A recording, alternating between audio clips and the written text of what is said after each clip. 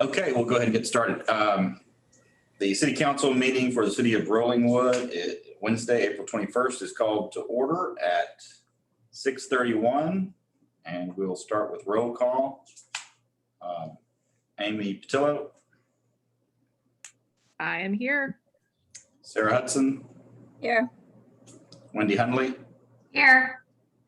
Gavin Massengill here. Let the record reflect that Buck Shapiro is not on the dais. And with that, we'll move on to item number 2, public comment. Amber or Ashley, do we have anyone wishing to offer public comment this evening? If you would like to speak, you can raise your hand. It should be down at the bottom of your screen. If you are on the phone calling in, it is *9 to raise your hand. At this time, I don't see any hands raised. So I have a quick comment, if I could, for something that's not on the agenda. Sure. So the little postcards, right, that have come out, the comprehensive plan survey that has been sent out. I looked at that when I first saw the announcement on Nextdoor, and I clicked the link and I read through it and then closed because I was supposed to be working, right? So I didn't have time to take it at that point in time. And when I went back in this weekend to try and fill out the survey, it would not let me get in there because it said, you've already done the survey. And I went, well, no, I read the survey, but I have not answered the survey. And I called Tom Farrell to talk to him, and he goes, I know, I got in and I took the first page and then I tried to print it, and then it wouldn't let me do anything else either. So Tom's been able to fill out one page of it. I can't do any. He said he was going to check and find out what was up. I don't know if there are other residents that have tried to do the same thing and are wondering what the story is on this, but since we're like running short on time to respond, it would be nice to get an update on the record here so that anybody else having the same problem knows what we're supposed to do in order to be able to participate. Yes, it has been fixed. We had it set to where you could only take the survey one time, and I had the same problem. I went through to print off the survey, and because I clicked all the way through it, it wouldn't let me back in on the same browser. So it has been fixed now, and I've tested it out. You can click on the link now, and it allows you to take it, I guess, theoretically multiple times, but you can only take it once. Okay. All right. Thank you. Any other comments? Any hands raised in that time period, Ashley? No, sir. Okay, with that, we'll close public comment, item number 2, and move on. If there's no objection from council, I know Buck Shapiro wanted to participate in the public hearing portion of the agenda. And so if there's no objection, I will move on to presentations, and we'll go ahead and take a few minutes to get those out of the way, if that's okay. Objection? Hearing none, move on to item number 10 under presentations. A presentation of an appreciation award for Crystal Munoz, Assistant Chief of Police, recognizing 15 years of service to the city of Rollingwood. Amber and Chief, do you want to take it from here? Sure. I'm wondering, Crystal, are you on the phone? Okay. It shows she's on here somehow, but she's muted. Okay, that's fine. As long as she can hear. We see you, Crystal. Just wanted to express, my appreciation and on behalf of the city. I know for myself, she assisted in a very smooth transition for my taking over as the chief here, was made that a seamless transition. She's been instrumental in all sorts of events. You guys know that as well as anyone. Most recently, even during the COVID pandemic, she arranged for the safe trunk or treat, just all sorts of events that add to the quality of life here in Rollingwood. Her contacts with our citizens, our elderly, our business community. I mean, these are things she's been doing for well over a decade. And that's part of what I think endears her so much. And all that paid off very well during the pandemic and during the winter storm. Her ability to have these contacts with citizens and check on them and provide for them. Some of the merchants that were able to assist us with supplies during this time that we needed it. That you can't do that at the last minute. That takes years of sort of nurturing and developing those relationships that she's been able to do.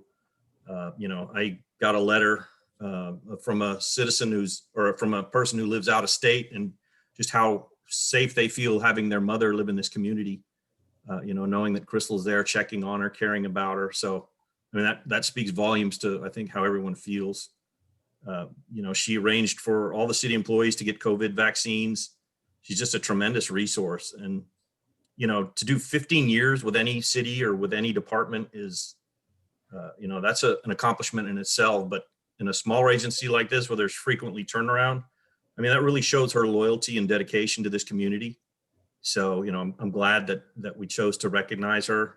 I think Rollingwood, I know I'm very lucky, and we're all very lucky that she's in this leadership position here in law enforcement in our community. And I've said it before, but I may be the official leader of the department, but Crystal is the heart of the department. So just congratulations on 15 years. And I'm glad we could take a moment to recognize her. Thank you so much. I think I figured out how to unmute myself, but I just want to say thank you. And I could not have chosen a better community to spend a majority of my career. So again, thank you so much. I appreciate everything that y'all have done for us as an agency and even myself as an individual. So again, thank you guys. Crystal, on behalf of the council and the mayor, we all are appreciative of you. You do a great job for the community. Once we can all get back together in person, we'll make this a little bit more official and recognize you again. But thanks so much for your service. Anyone else want to add anything? Thank you, Crystal. Yes, thank you, Crystal. I just add that we have a special gift recognizing your loyal service to Rollingwood, and we couldn't have made it through the winter storm without you, and your contact with Austin Energy, not letting them leave the community before they turned on the power to the last couple of houses. So that's just demonstrative of your work ethic and loyalty to the community. So thank you. Thank you, Crystal. All right, great job. And with that, we'll close item number 10, move to item number 11, presentation and discussion on the budget review for the second quarter. I'll recognize Abel to walk us through our quarterly financial review. Yes, sir. At this point in time, the city of, can you hear me? Mhm. Okay. So yes. Okay. At this point in time, the city of Rollingwood is approximately 50% through its budget year. And looking at some of the major items that we budgeted for, as you know, the city reduced the estimated revenue on city sales taxes last summer, not knowing what impact COVID was going to have on us. So we did reduce our estimated revenue on sales taxes by approximately $23,000 from the previous budget. But at this point in time, we're at 57% of our estimated budget for sales taxes. So we're doing okay, even though when you compare total sales collections compared to the previous year, it's down. But again, as far as the budget itself was concerned, I think the city made a wise decision in reducing the estimated revenue, not knowing what laid ahead. Overall, the general fund is in good shape. The water fund, the revenues are at 77% of what we had estimated. So we're in good shape there also. Wastewater, we're basically breaking even, for lack of a better word, when you look at revenues actual versus estimated. So overall, the financial condition of the city of Rollingwood, in my opinion, is in very good shape right now, concerning the uncertain times that we have undergone this year. Any questions? Any questions for Abel? All All right, Abel, thank you so much for that. And don't go away. We will close item number 11 and open item number 12 on the agenda, presentation discussion on the quarterly investment report for the second quarter. Abel? Yes, sir. The city of Rollingwood has all its investments with the Texful. Right now, the city has about $536,000 invested with Texful. And as everybody knows, yields have gone down throughout the year. This last quarter, we averaged about 5 basis points as far as our yield is concerned from Texful. But we, I think, are fairly safe in terms of how the city is safeguarding its public funds as far as investments go. So any questions on as far as the investment report is concerned? Questions for Abel? All right, thank you, Abel. Closing item number 12 and opening item number 13 on the agenda, proclamation recognizing the first Monday in March as COVID-19 Memorial Day. Amber, will you walk us through this proposal? I believe Mayor Dyson put this on the agenda for us to consider this evening. If you would talk to us more about it. Yes, Mayor Dyson has proclaimed the first Monday in March as COVID-19 Memorial Day. This is a national effort. We are one of several cities in Texas to do this. He couldn't be here tonight, and so I won't read it through, but please head to the packet and read over the proclamation. I think it's good in recognizing everything that we've been through.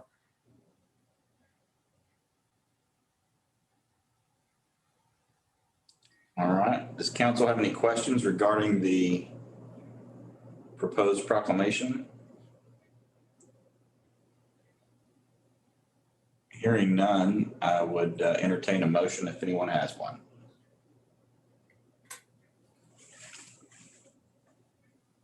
Is there a motion? I thought this was the mayor doing this, and so there's no action shown on the agenda. Fair enough.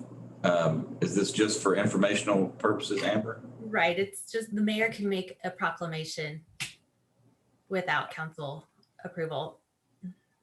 All right, we'll tell him thanks for letting us know. And I don't hear any objections to his executive power on this one.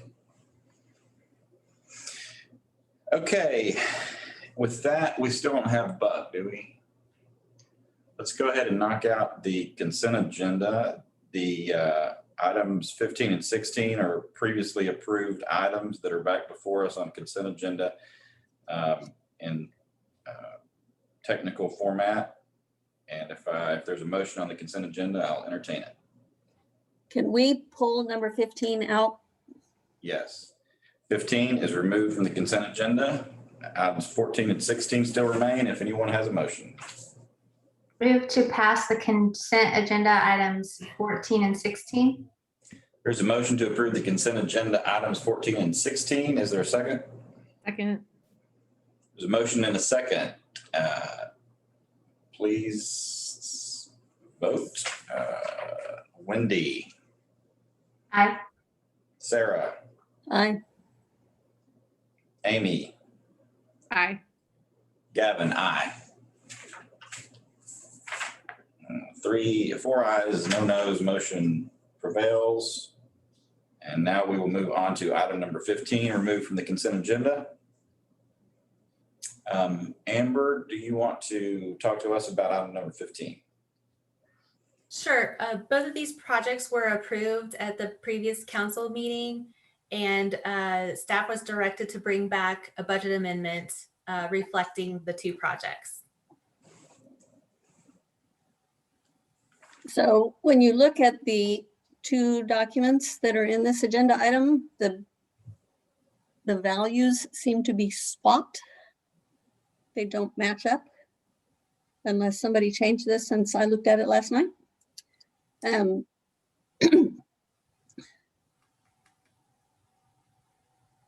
Where are you, Sarah? Well, so on the agenda item summary sheet, it says that the valve manhole GPS mapping project is $67,900. Yes, ma'am. and that the lift station is 13,000. But then when you look at the ordinance, the valve manhole and GPS and mapping program is $13,000 and the lift station is $67,900. So they're swapped. Gotcha.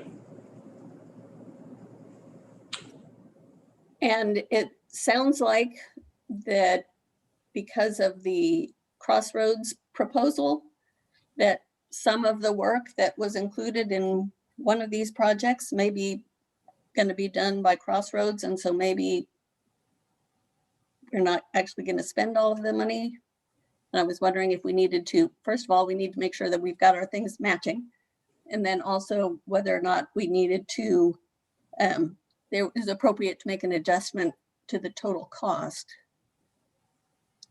because of the difference in the Crossroads project. Right. Yeah, I know Crossroads is going to do some of the work, so we put the WSB project on hold until we can determine what level of work we're able to get out of Crossroads, and then see if there's still some sort of work we can that we still need to do with WSB. We will definitely revise this and bring this back to you all. Is it just one sheet that's flipped, or is the agenda item language? That was gonna be my question, because if the I think it might just be the one. ordinance is fine, then I'm, and just the one sheet is messed up, then that's not a big deal.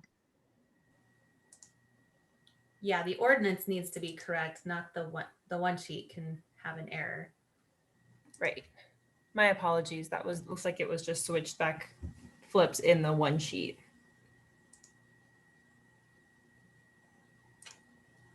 But does the specificity of the posting cause a problem though? I need to bring it back. Or is the posting correct? Posting's correct. The agenda item's correct. Okay, all right.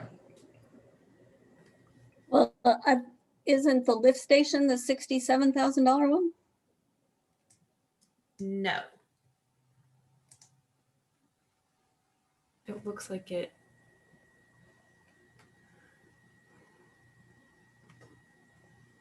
It looks like the Well, budget. the agenda item matches the one sheet. Is it the budget amendment that's flipped? I'm sorry, I'm having a hard time pulling up the documents. Yeah, the attachment one, the budget amendment is, well, it's actually showing more revenue. I mean, it's not wrong. I mean, it's wrong, but there's more money that y'all are budgeting in as revenue to cover. Oh, I see. Yes, the expenditure is only reflective of the 13,000. Let us bring this back to you. We'll get this straightened out. Okay. Great catch, Sarah. Thank you. Yes, thanks, Sarah. Thanks, Sarah. I'd entertain a motion to postpone time certain next month, if there is one. So moved. Second. We have a motion to postpone item number 15 to a time certain at next month's city council meeting. We have a second. All those in favor say aye. Wendy, Aye. Sarah, Aye. Amy, Aye. Gavin, aye. 4 ayes, no noes, motion carries for item 15 to come back next month.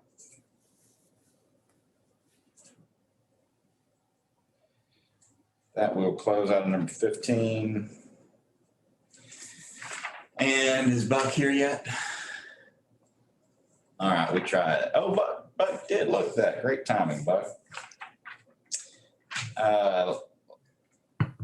Let the minutes reflect that Buck Shapiro has joined the dais. Buck, we took up Public hearings and presentations, consent agenda. We just finished consent agenda. We're now going back to we're now going back to public hearing on item number 3, a public hearing discussion and possible action on a plat for the property located at 205 Ashworth. Amber or Carrie, maybe Carrie, would you walk us through this one? So this is a simple plat to record property commonly known as 205 Ashworth Drive for the purpose of requesting a building permit. The plat is administratively complete. Planning and Zoning Commission motion to approve this plat at their meeting.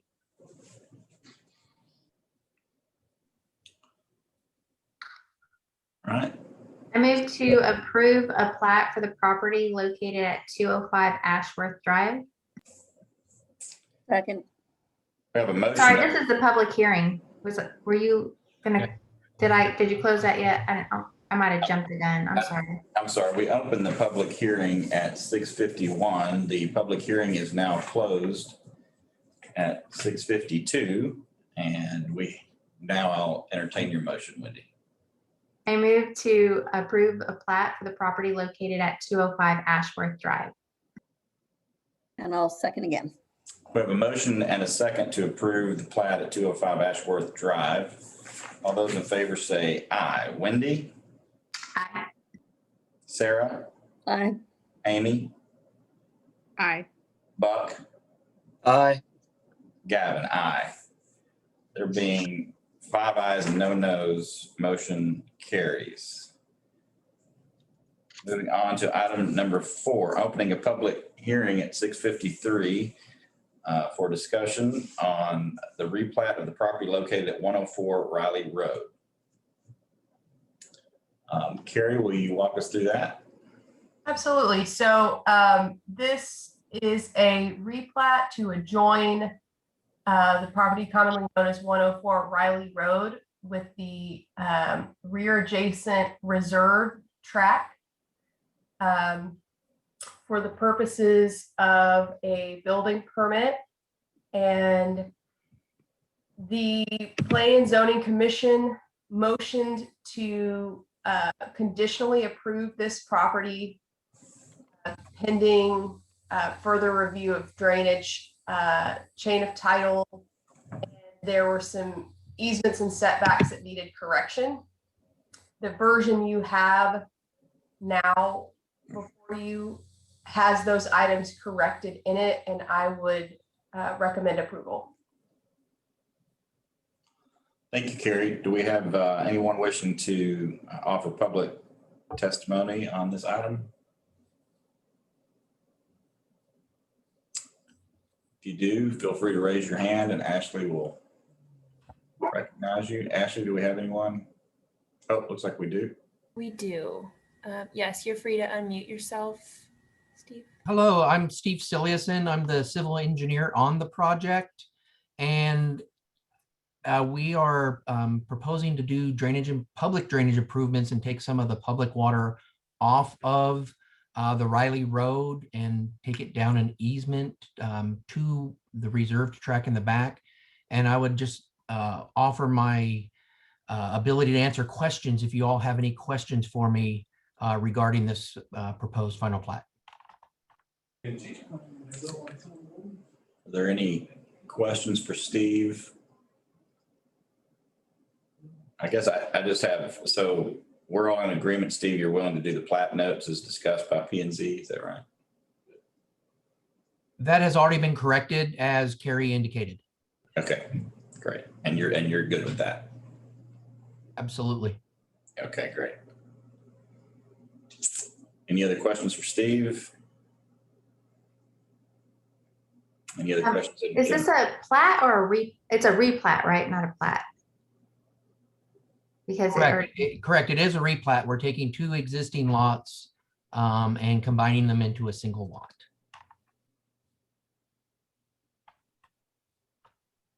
am I missing a plat document? Because I only see the one where it has the whole Rollingwood Section 1 subdivision plat. Is there another document, Gary?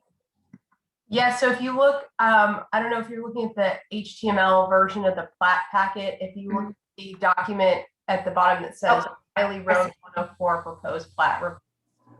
Sorry, I knew I had seen it earlier, but I kept not clicking on it. Thank you. That's okay. Okay, any other questions? Hearing none, I will close the public hearing on item number 4 at 6:56 and move on to possible action. Is there a motion? I move to approve the replat for the property located at 104 Riley Road. I have a motion. Is there a second?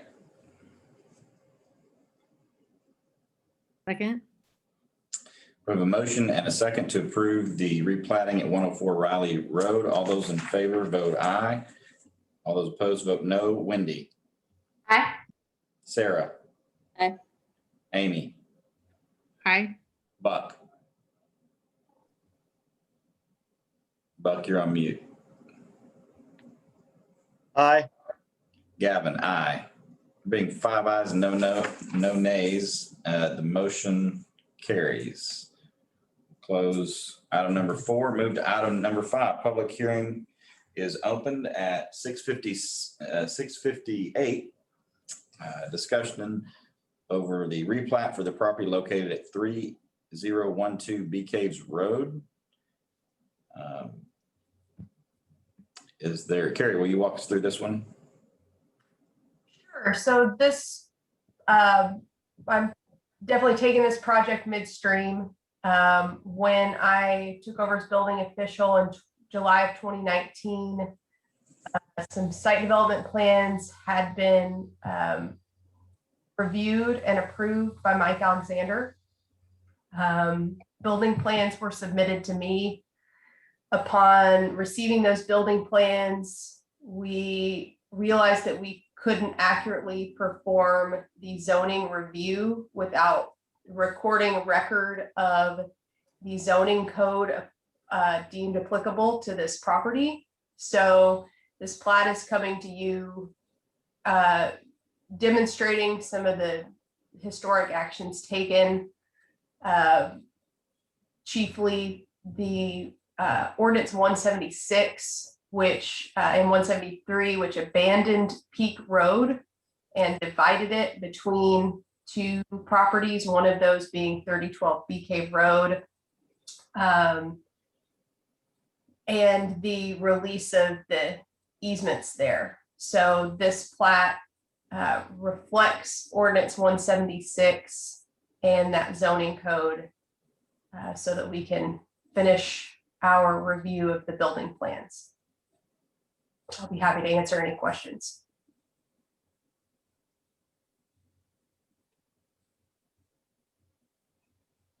Any questions for Carrie? Are we going to have the public hearing before I would request a consultation with our attorney to review? That would be if that sounds like a plan to Charlie, that would be my intention. Sure, let's hold the public hearing and then let's see what questions there are on the decisions, whether or not we need a closed session for those questions. Okay, great. Any other questions from council to Carrie? Is anyone wishing to offer additional public testimony on item number 5? If so, just raise your hand. Do we have somebody, Ashley? It's like Eric. We do. Yeah, hi, this is Eric Mann. I'm with Jones Carter. We're the civil engineer on the project, and we can answer whatever questions come up. Okay. Any questions for Eric?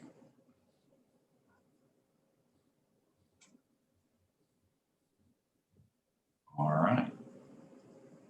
Going once, going twice. All right, thank you for joining us, Eric. It looks like we have no questions. Do you have any other comments that you'd like to make? No, I'm fine. Thank you. Okay, great.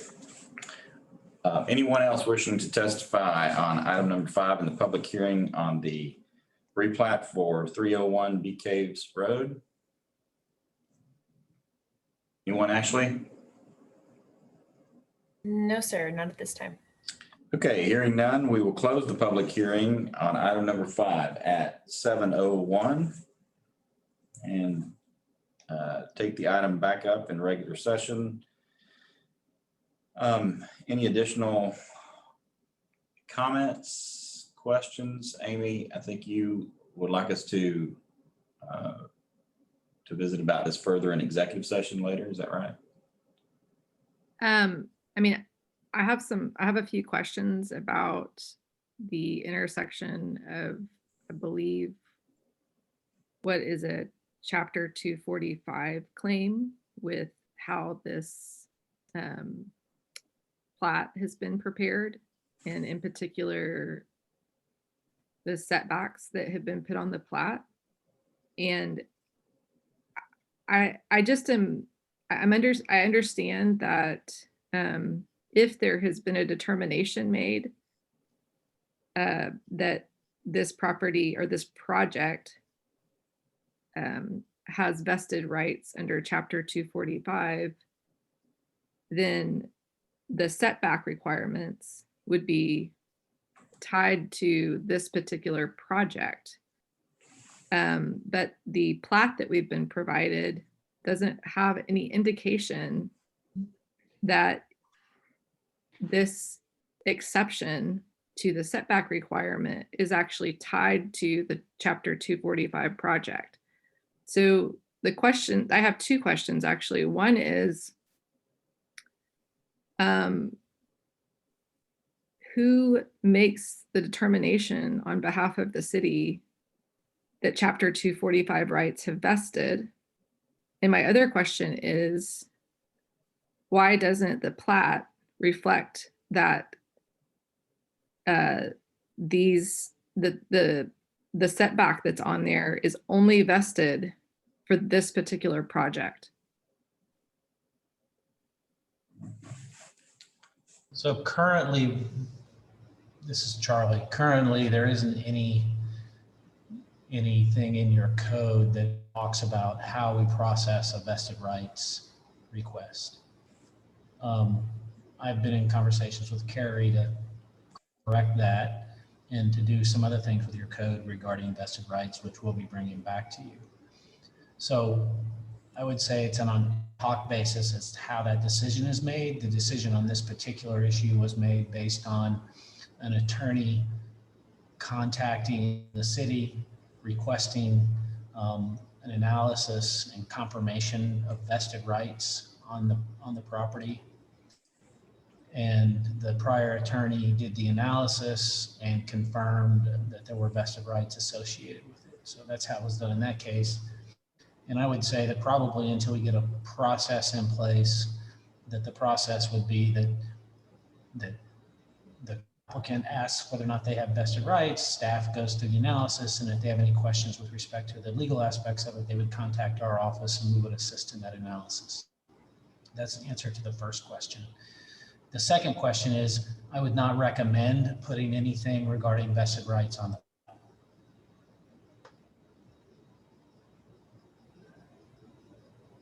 You broke up there at the end, Charlie. You said you would not recommend. Not recommend putting any information regarding vested rights on the plat. Okay. So to go back to the first issue, the question has come up before where perhaps one of our city staff has put something in an email and we've been advised that communications by our staff are not binding on the city. So in this case, is the letter from our city's attorney making this regarding this issue binding on the city? So okay, so now we're getting into a little more attorney-client privilege communications regarding the vested rights. And let me make sure I understand, we're asking whether or not the property has vested rights with respect to the setback requirements for this particular piece of property. Is that the question that's really being asked here? That's the question, because right now we are in 2021, and we as a city, we have a set of ordinances that would require a 100-foot setback. And this application, if you just look at the application on its face for this plat, does not make an assertion of Chapter 245 rights, nor has there been a determination made in this plat application or in the review, the packet that we originally received, that Chapter 245 rights are implicated. So it's hard for me to understand how it would be administratively complete to have a plat in 2021 that doesn't reflect our current code in 2021, unless we as a council are impliedly confirming that there are actually Chapter 245 rights vested in this property. With respect to the setback requirements being placed on the. Correct. So there's a couple of approaches I think that you can take. We can go into closed session and I can give you some legal analysis regarding the issue. In that case, do you want me to go ahead and just call for a request for executive session so that we can receive that legal analysis? Why don't we do that? I think that would be easier at this point.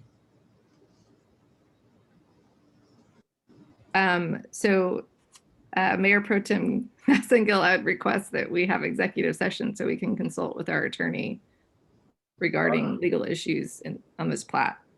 Okay, an executive session has been requested for item number 5. We will go to executive session now. Amber or Ashley, will you walk us through how we need to do that? I am about to open a breakout room for executive session. So council and staff and our attorney will go to that room. So I'm going to open it now and it should give you a pop-up on your screen.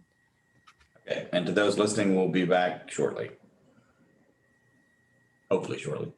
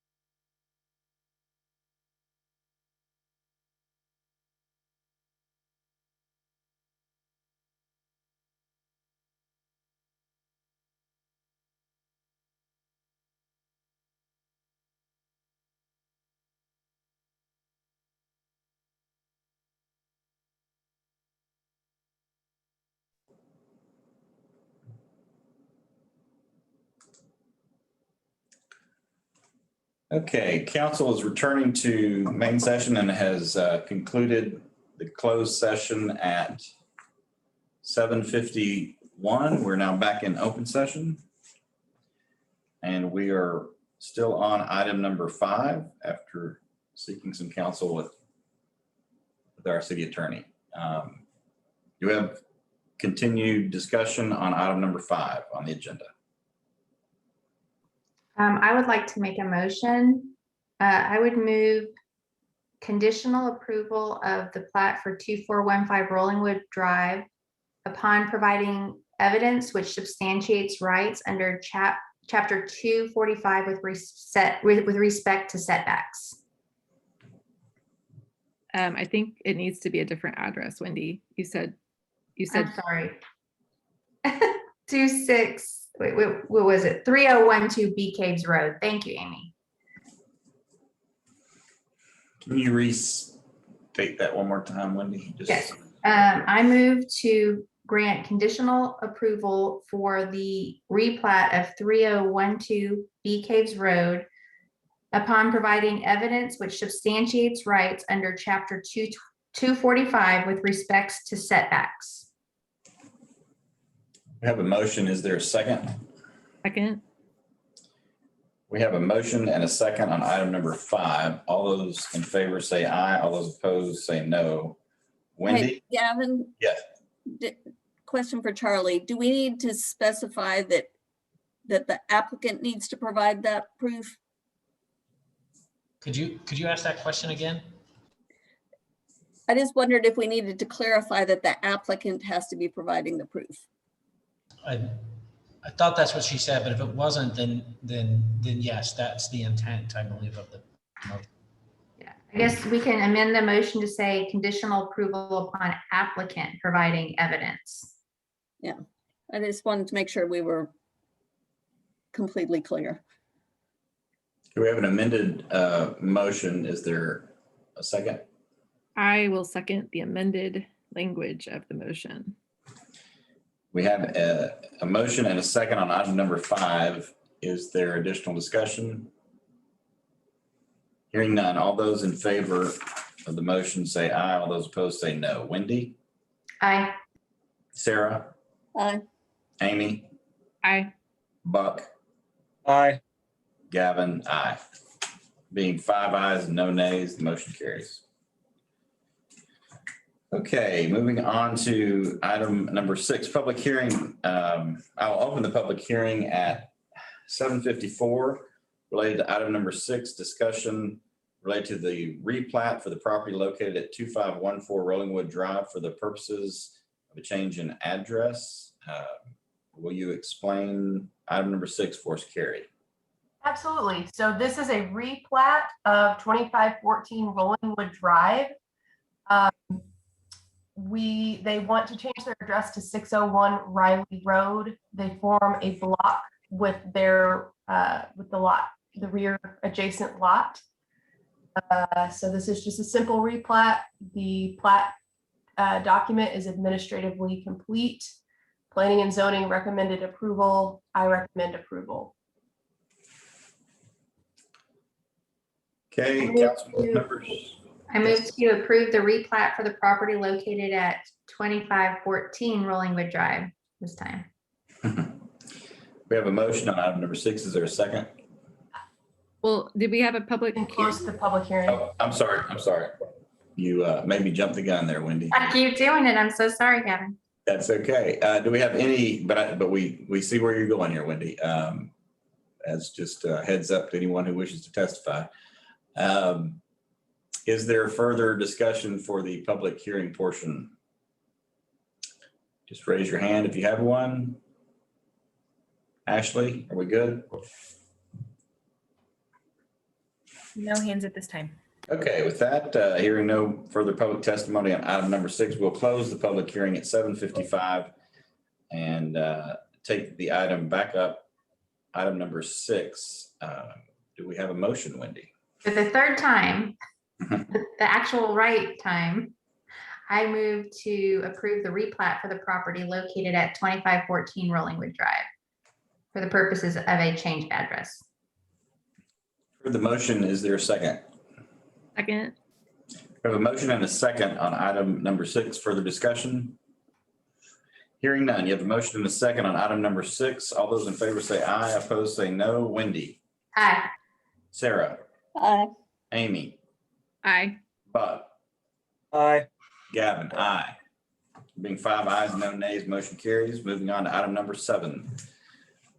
Open the public hearing for discussion on an action to replat the property located at 2605 Rollingwood Drive for the purposes of a change of address. Carrie. This is the exact same situation. The property owners of 2605 Rollingwood Drive request a change of address to 407 Inwood Road. The plat is administratively complete. Planning and zoning made a recommendation for approval. I'm making a recommendation for approval. Any other questions for Carrie? All right. Does anyone else from the public wish to testify on item number 7? If so, raise your hand. Ashley, do we have anyone? We do not have anybody at this time. All right. Hearing no other public testimony, we will close the public hearing on item number 7 at 7:57. And now take up item number 7 again for possible action. Anyone have a motion? I'll keep making the motions if y'all want. Go for it. I move to approve the plat located at 2605 Rollingwood Drive for the purpose of change of address. Second. You have a motion and a second. Is there further discussion, council? Hearing none, you have a motion and a second on item number 7 on the agenda. All those in favor say aye. All those opposed say no. Wendy, Aye. Sarah, Aye. Amy, Aye. Buck, Aye. Gavin, aye. There being 5 ayes, no nays, motion carries. Item number 8. I'll open the public hearing at 7:58 to discuss possible action on proposed amendments to the City Council's Code of Ordinances, revising the process for approving of plats. Carrie, will you explain this to us? Absolutely. So the code is currently written. If you have paid your fee to apply for a plat, then you are considered as having a complete application, and that starts the 30-day time clock for us to notice plats and hold public hearing for planning and zoning and then city council, regardless of whether or not the plat submitted to me meets the requirements for administrative approval in our code. So this ordinance provided by Charlie would change that so to provide for a review for administrative completeness. And then once a project is deemed administratively complete, then that would start the time clock. I have 10 days to review and make that determination. Thank you, Carrie. Council, do we have any questions for Carrie regarding this item? Carrie, I think you answered the question that I had for you. So it's a 10 days. So you would have 10 days to reply to an initial application to let them know if it's administratively complete.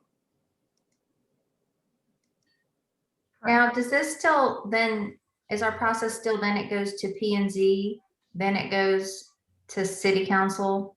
Yes, And- this doesn't change that process. Okay, This just deals with the initial submission process.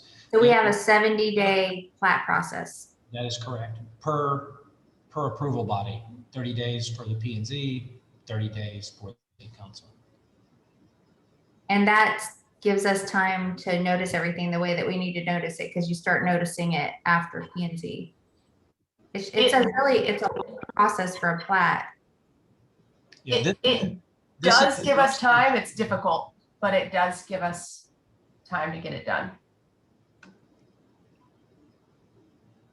The other thing that this does is it places a 45-day expiration date for the application process, which we currently do not have. and which we need. Okay, any other questions for Carrie or Charlie? All right, is there anyone else from the public wishing to testify, public hearing on item number 8? Ashley, do we have anyone? Reminder, if you're on the phone and you want to raise your hand, it is *9. And at this time, we do not have any hands raised. Okay, great. Hearing no other wishes to have public testimony, we will close the public hearing at 8:02 and now take up item number 8 for consideration of possible action by council. Do we have a motion? I would move to approve ordinance 2021-04-21-08. The proposed amendments to the city's code of ordinances revising the process for approving plats. You've heard the motion. Is there a second? I'll second. I have a question for Carrie. Heard the motion. There is a second. I'll open it up for discussion with council. Sarah? Okay, so 10 days for you to review. Yep. Is there a regulatory reason why we have to limit that to 10 days? I think that's a Charlie question. No, there's not.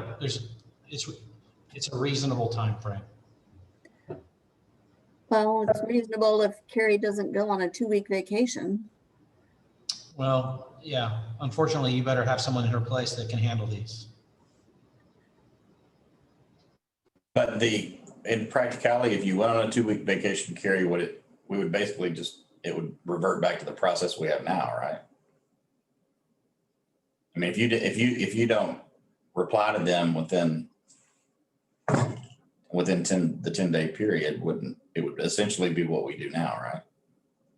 It would go to P&Z and then to you all. And it would go to, I could set any plat to public hearing. Okay. So we would still have opportunity to correct any deficiencies after that 10-day period. Is that a yes, Carrie? Yes, correct. Okay. And to be clear, it's 10 business days, not 10 days. No, right. So business days doesn't include holidays either, right? That is correct. Yes, ma'am. Okay, council, you have a motion and a second. Is there further discussion or questions for Carrie or Charlie? Charlie, would it be still timely to set it to 15 days instead of 10 days? I think it's probably still reasonable. We going out, I mean, that's 3 weeks. So, I mean, the closer we get to the 30 days just to determine if it's administratively complete, I think the greater we have. Yeah, I kind of wondered where that boundary was. Yeah, I don't know where it is. There's no, there's no case law on it. I mean, I don't think 15 business days would be problematic. Charlie, does the ordinance that you provided us specify that timeline, or does it just say reasonable time frame? It says 10 business days. Okay, that's what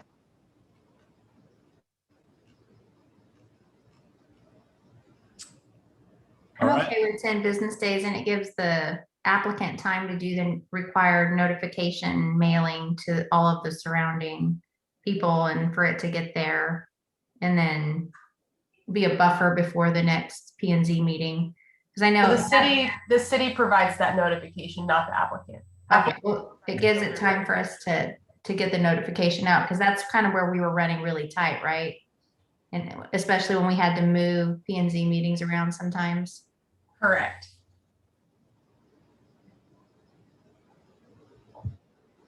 Okay, well, I'm gonna keep my motion as I originally made it, but if for some reason in practice, we start realizing that that time period is having unintended consequences, I would like for it to come back. Okay. Any other questions? Discussion? All right. Council members, you have a motion and a second on item number 8. All those in favor say aye, opposed say no. Wendy, Aye. Sarah, Aye. Amy, Aye. Buck, Aye. Gavin, aye. There being 5 ayes, no nays, motion carries. Moving on to item number 9.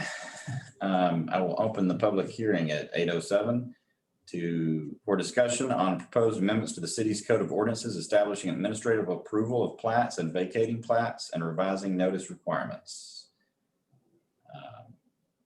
Carrie, you want to walk us through this one? Absolutely. So there's 2 items here. They work in conjunction with one another. Part of this ordinance would allow for the administrative approval of plats. It would create a vacating plat process, and it would allow staff to approve most plats that go before the Planning and Zoning Commission and the City Council, including minor plats and amending plats. Minor plats, amending plats, and the plat vacation are not even listed in our code currently. So this would put those items into place so that I can then go in and create an application process for those. It also allows an administrative approval process, which would mean that I would review and approve those plats. If there was a plat that I was denying or that I wanted to set to public hearing, I could set that to public hearing before P&Z and City Council. But in an instance like 2014 Rollingwood Drive this evening, that's something that I would be allowed to approve and file, and you all would not see those types of plats. This ordinance proposed just makes our code match state code.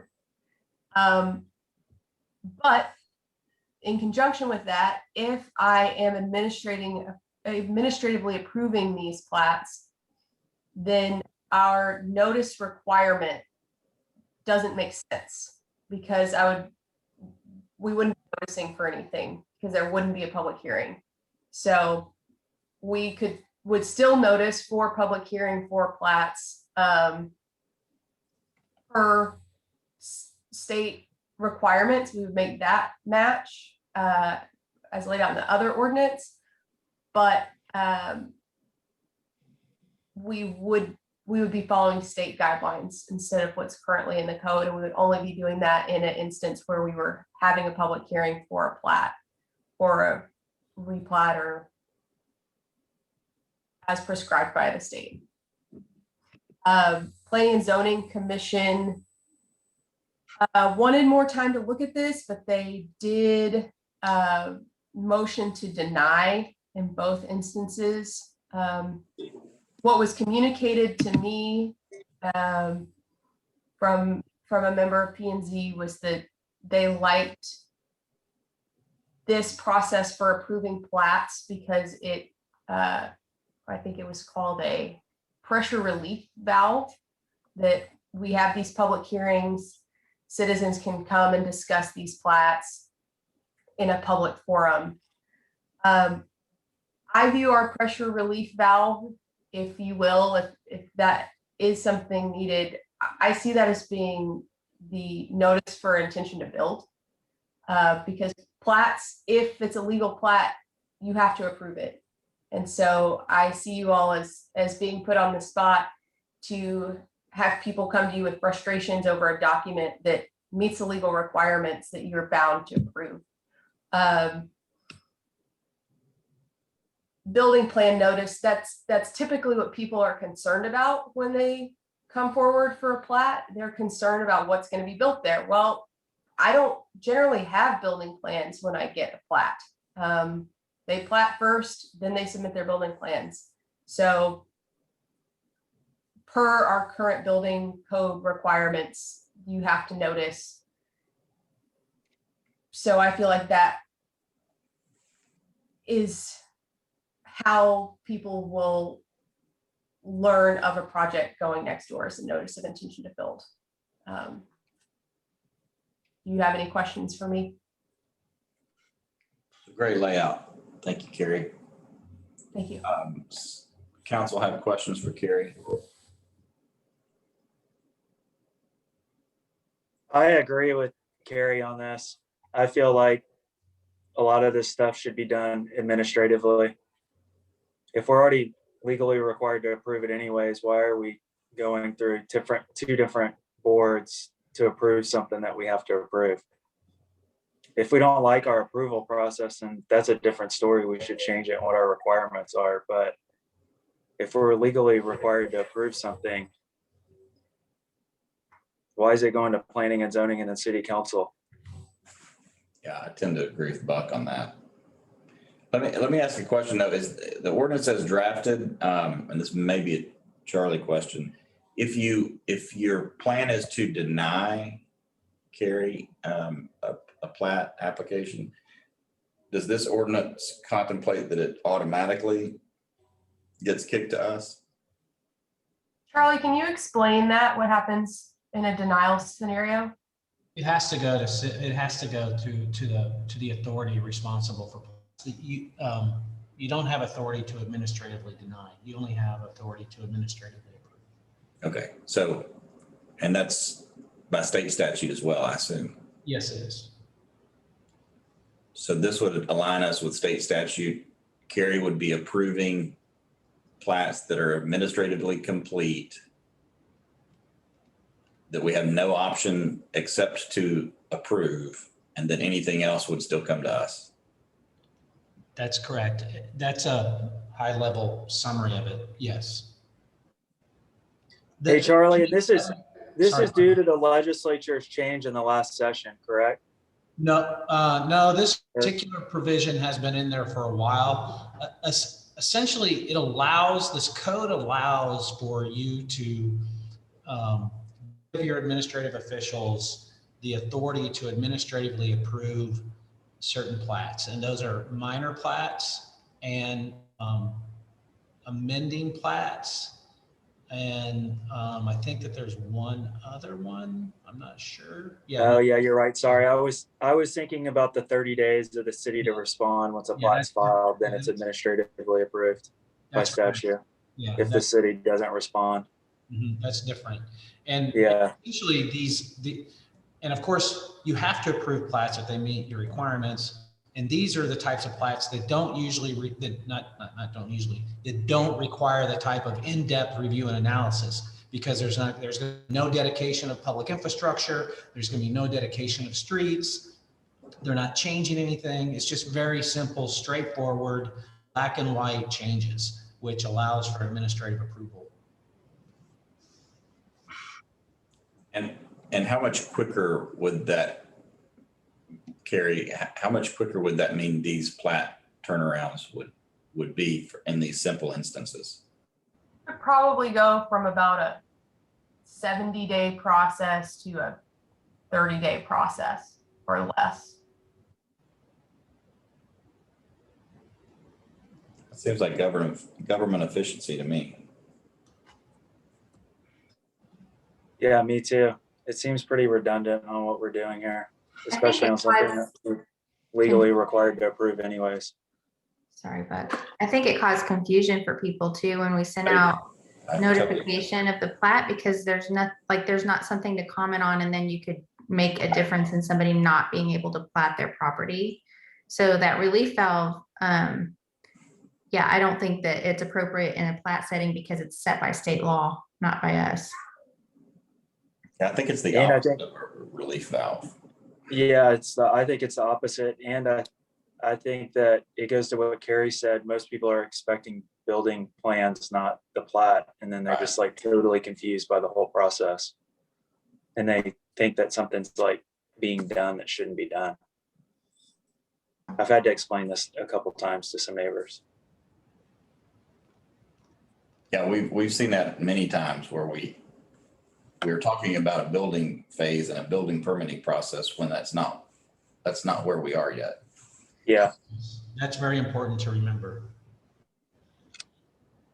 So I feel a little conflicted about changing a process that residents have come to understand who have lived here for a while and want to respect the history of the neighborhood developing, and also sometimes that it feels unsettling to some residents as the neighborhood continues to develop rapidly. And also it looked like that P&Z all voted no to this. But I also agree that there is confusion that arises when these notices go out and everything that y'all have just said. And I wonder if we do vote to approve this and it's something that P&Z has voted to disapprove, I wonder if a communication that we might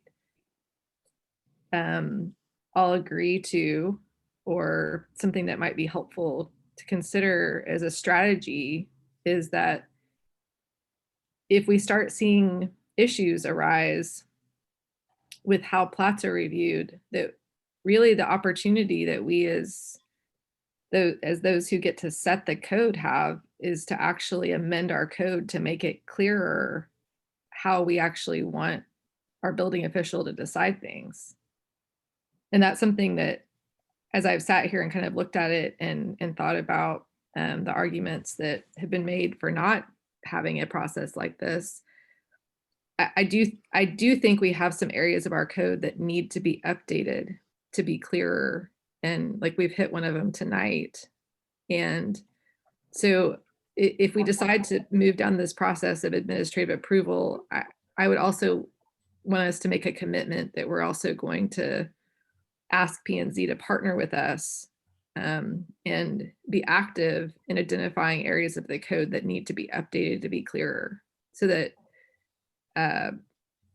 we know what to expect from administrative approvals. Amy, I agree with you. I think these are just two completely separate issues in my mind. Our code being the way it is and not having parameters in it that people would like to see, and then having the requirement of going through this process that legally we're required to approve.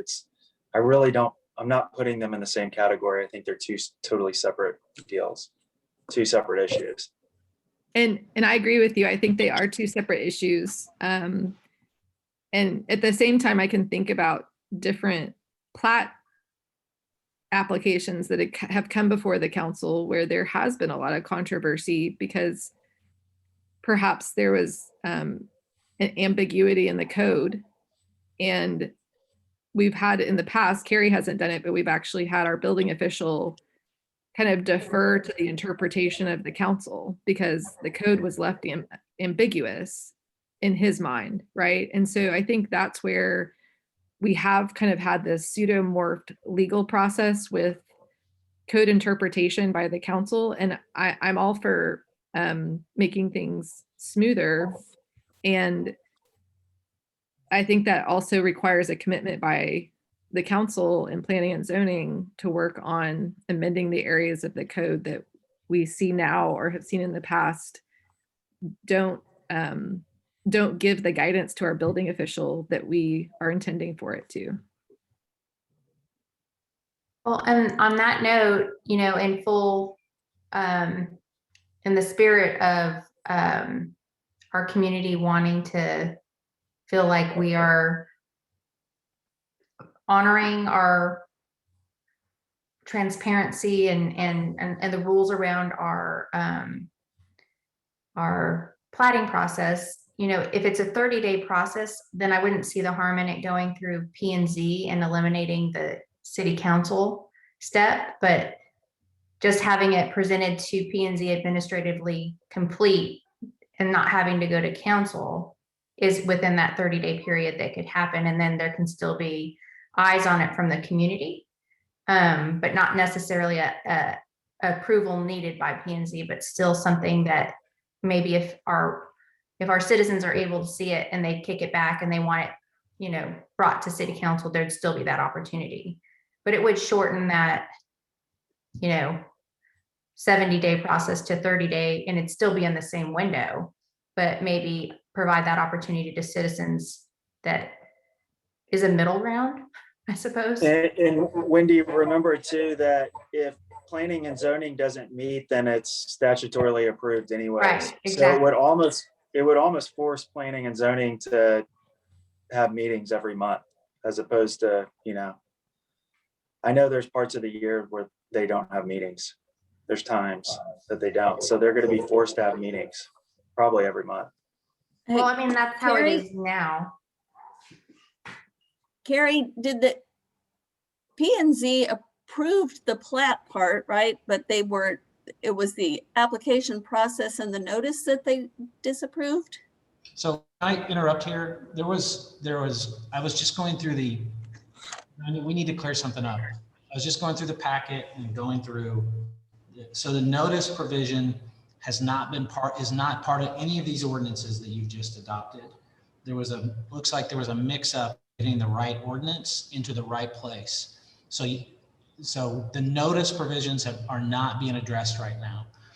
So what you're seeing now is only the administrative approval plat process and processes that aren't currently in your code at all, which are vacating plat approval process. You don't have anything in your code for that. And this addresses that as well. The other this ordinance addresses, it puts expiration dates on these things, which you currently don't have.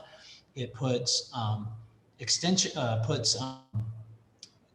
the law in there with respect to conditional approval or denial with respect to some of these processing issues. And I want to point out, and I'm not advocating for or against this adoption. It's purely a policy decision. But I want to make clear that everybody understands that the type of plat that you would be giving administrative approval to, an example would be there's an error in the course or distance shown on a plat. For example, the plat, instead of saying 30 feet, says 30 inches. Under the current status of your ordinances, it would take 70 days. They'd have to go through the P&Z process. They'd have to go through the city council process, and then they could approve the change from 30 inches to 30 feet. This change would allow your administrator to approve that plat. Another example is to correct an error in the property description. They show evidence that the property description is wrong. And it's clear that it would allow the administrator to approve that type of change, to approve a Scrivener's error or a clerical error or an amendment that was previously approved that wasn't correct on acreage or a street name. Currently, if a street name is wrong, it's got to go through the whole process to make those types of changes. This is limited to those types of changes that don't require analysis of code with respect to whether or not it's in compliance. I just want to make that clear.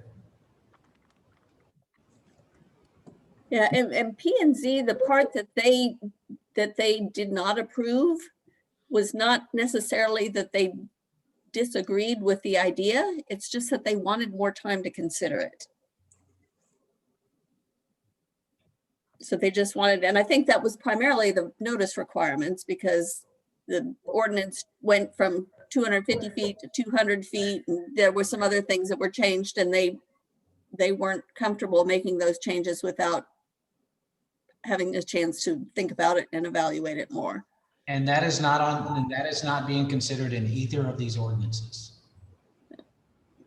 It looks like it was an ordinance 2021-4-21-09B. It says Is that the one that you notice requirements. So yeah, and it crosses out what the notice requirements are right now. Is that the one that you adopted? That's number 9. It's item 9, the third attachment. That's not item, that is item 9? Yeah, Part of item 9. So it's a so little, the notice is part of it. well, I don't think And that's, it's in the agenda language too, under 9, it says, and revising notice requirements.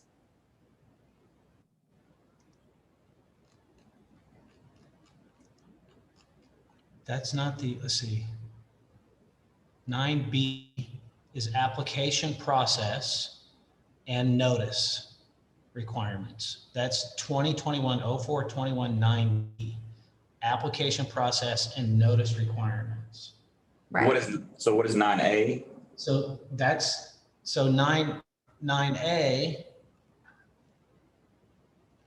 that's not how these ordinances are put in place, and that's not how these ordinances are put in place. Well, 9B is the one that has the 250-foot limit in here, which is scratched out, and So that's you the should part be, that, so the one you should be considering is 9A. And 9A is not going to have any notice requirement. If you read 9A, notice that's all that is administrative approval of plats, right? If you scroll through it, it's just administrative approval of plats. See that? and I So think why that's, shouldn't we consider B? All right, because 9B should have been considered under item 8. If you scroll through 9B, it says initiation of application submitting filing fee, right? And then notice. So the incorrect ordinance was placed in the wrong place, and the agenda item 9A should have said, should not have included the revising of notice requirements. When I drafted these ordinances, I did not include revising notice requirements in this particular one. I did it in the other one, and somehow it got transposed on the agenda. Do we need to reconsider anything on 8? It looks like 2 different versions, so. Yes, they're the that's same exactly right. thing. That's exactly right. So which version were we supposed to approve? So the 9B is the version that was supposed to be considered under item 8. and that's the one that P&Z wanted more time to consider because it changed the notice requirements. That's correct. And if you don't want to change the notice requirements and you want to give P&Z more time to consider that, you're perfectly okay with number 8. It's done and over with. And with respect to item 9, there are no notice changes in the proposed ordinance to be adopted tonight. So the notice provisions would not be relevant. So the only thing you're dealing with is the administrative approval. Well, and Charlie, Well, that's how we intended to bring that to council, because we knew we needed the administratively complete process. But the other 2 ordinances weren't as pressing. And so we intended that the council has the opportunity to approve this one separately and then the other 2 together, because if you don't do an administrative approval process, then it doesn't make sense. I mean, you don't have to change the noticing requirements. Okay, well, the ordinances that I sent to staff, the ordinances that I sent to staff for, that I drafted these ordinances and sent to staff. Well, you can see them, it's A and B. And A provides for administrative approval of plats consistent with state law, which is what you're just talking. And B talks about process and notice requirements. So when I originally drafted these, I drafted them and gave them to city staff, where I included the notice requirements as part of because it didn't make any sense to me. And I'm sorry, I didn't know that that's what staff's position was. When I drafted these ordinances initially and gave them to staff, it seemed to me to make sense that as far as subject matter is concerned, The changing of the notice requirements is the same subject matter as how you apply for and process the plat. That's part of the notice process, right? When you apply for it, you have to put the notice out, all of that. That's all part of the same process. That's why I put it in one ordinance. Administrative approval of plats has nothing to do with how you do notice.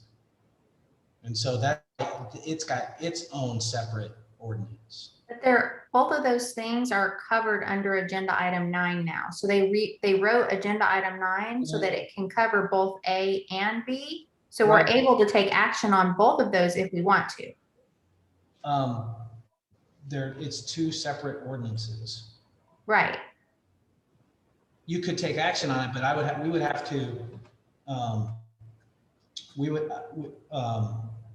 have to revise the ordinance, because the ordinance in front of you that deals with administrative approval of certain plats, if you look at that ordinance, if you scroll through it, it says nothing about notice.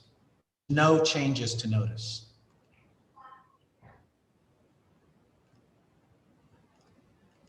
It's only administrative approval. That's it. The next ordinance says Article 2, process providing for an application process and notice requirements.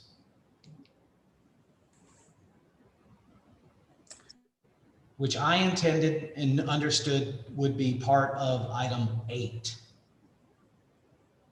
Well, I think all of this is a noble cause, but I don't think any of it is so pressing that we have to do it tonight, is it?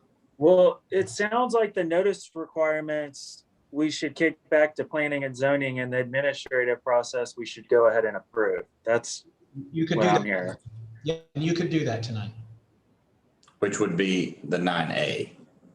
Yes. Yes. Yes, sir. That's correct. 9A. And then would we need to unwind what we did with 8? No, sir. It's perfectly acceptable exactly the way you did it. Okay. Right, because 8 is us changing what the requirements are for starting the time clock. Right, the shot clock. I'd call that the shot clock. Yep. And so 9 is then us deciding after the time clock has started what needs to happen. Correct. Yes, that's. Okay, lots of discussion here in the public hearing. We still have an opportunity to talk more about this. We're still technically in public hearing on 9. Those who may be left with us listening, would anybody else like to opine on item number 9 in a public hearing? Oh, that makes me happy. Okay. Hearing none, I'm going to close the public hearing on item number 9 at 8:34. And now, because we love this item so much, we're going to take it back up. So we're now back on item number 9 and would entertain a motion if there is one, and then we can talk more.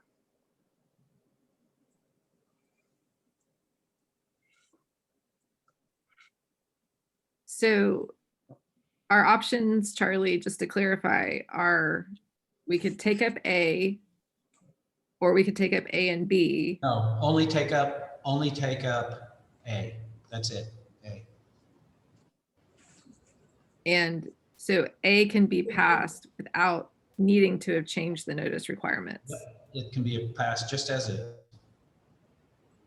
Okay, so I went through the list of things that qualify for administrative approval, and I appreciate you noting the types of things because that helped me focus in on those. And I would move to approve ordinance 2021-04-21-09A. Second. That's G second. Yes. I have a motion and motion from Amy and Sarah seconded on item number 9. Is there further discussion, council? Well, 9A. On 9A, yes. Further discussion? All right, you have a motion and a second on item number 9 on ordinance 9A. All those in favor say aye. All those opposed say no. Wendy, Aye. Sarah, Aye. Amy, Aye. Buck, Aye. Gavin, aye. Being 5 ayes, no nays, motion carries. Good job. Thank you. You're welcome. Thank you. Okay, that gets us through public hearing items 3 through 9. We will now move on. If there's no objection, I think we have an opportunity for executive session later. I would like to move that to the end of the agenda. And with that, we'll move on to the regular agenda. Item number 18, discussion and possible action to approve a proposal from Crossroads Utility Services for water and wastewater system operations and maintenance and emergency responses, and to authorize the mayor to execute a contract. Amber, will you explain item number 18? And if Abel's still here, you may want to call on him for some of the specifics on finances. Yes, so as we all know, AWR terminated their contract for the same services. We did issue a request for proposals, and Crossroads did submit one. Amy and Mayor Dyson and I think Carrie and Ashley, I think, had an initial interview with Crossroads. We were very impressed with them. So we would recommend approval authorizing the mayor to execute a contract. We would, if Crossroads is open to this, we would like to onboard them April 26th so that they can start the process. So we aren't totally flat-footed come May 7th. I do have Andrew Hunt here. If you have any questions, he's the executive vice president for Crossroads. And then Abel, do you want to walk us through the different budgetary issues? You're on mute, Abel.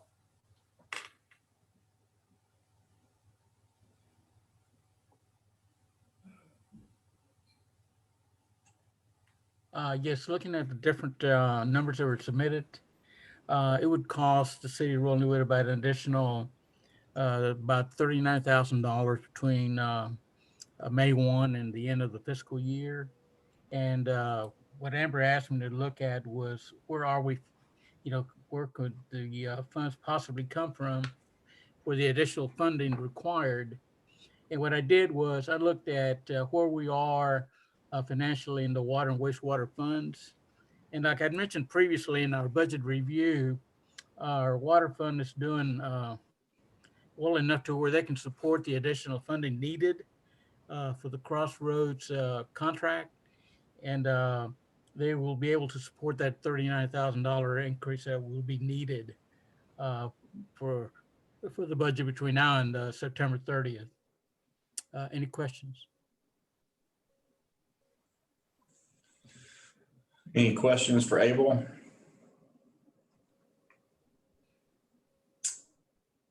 All right, well, you've heard the explanation. Happy to entertain a motion. If anyone has one, then we can talk further about it. Can we ask some questions about the proposal? Sure. So the proposal includes billing services. There's a big discussion about billing services in there. And I didn't think that we were trying to hire somebody to do our billing. I thought we had just taken that. That's why we hired our own billing person. This is true. Andrew, I know you and I had a discussion that we were not interested in the utility billing services. Ashley, do you know how he can unmute his phone? He's calling in case he If you're called in, *6 is unmute, I believe. *9 is raise hand, *6 is unmute. And if you, is he 4136? Yes. I don't know what happens if I ask to unmute. There you go. Okay. Sorry about that. So that's correct. We don't intend, this is Andrew Hunt with Crossroads. We do not intend to provide billing services to the city. It's possible in the sample contract that's provided in that RFP package that billing services is referenced, but in our scope, we intend to provide it's simply operations.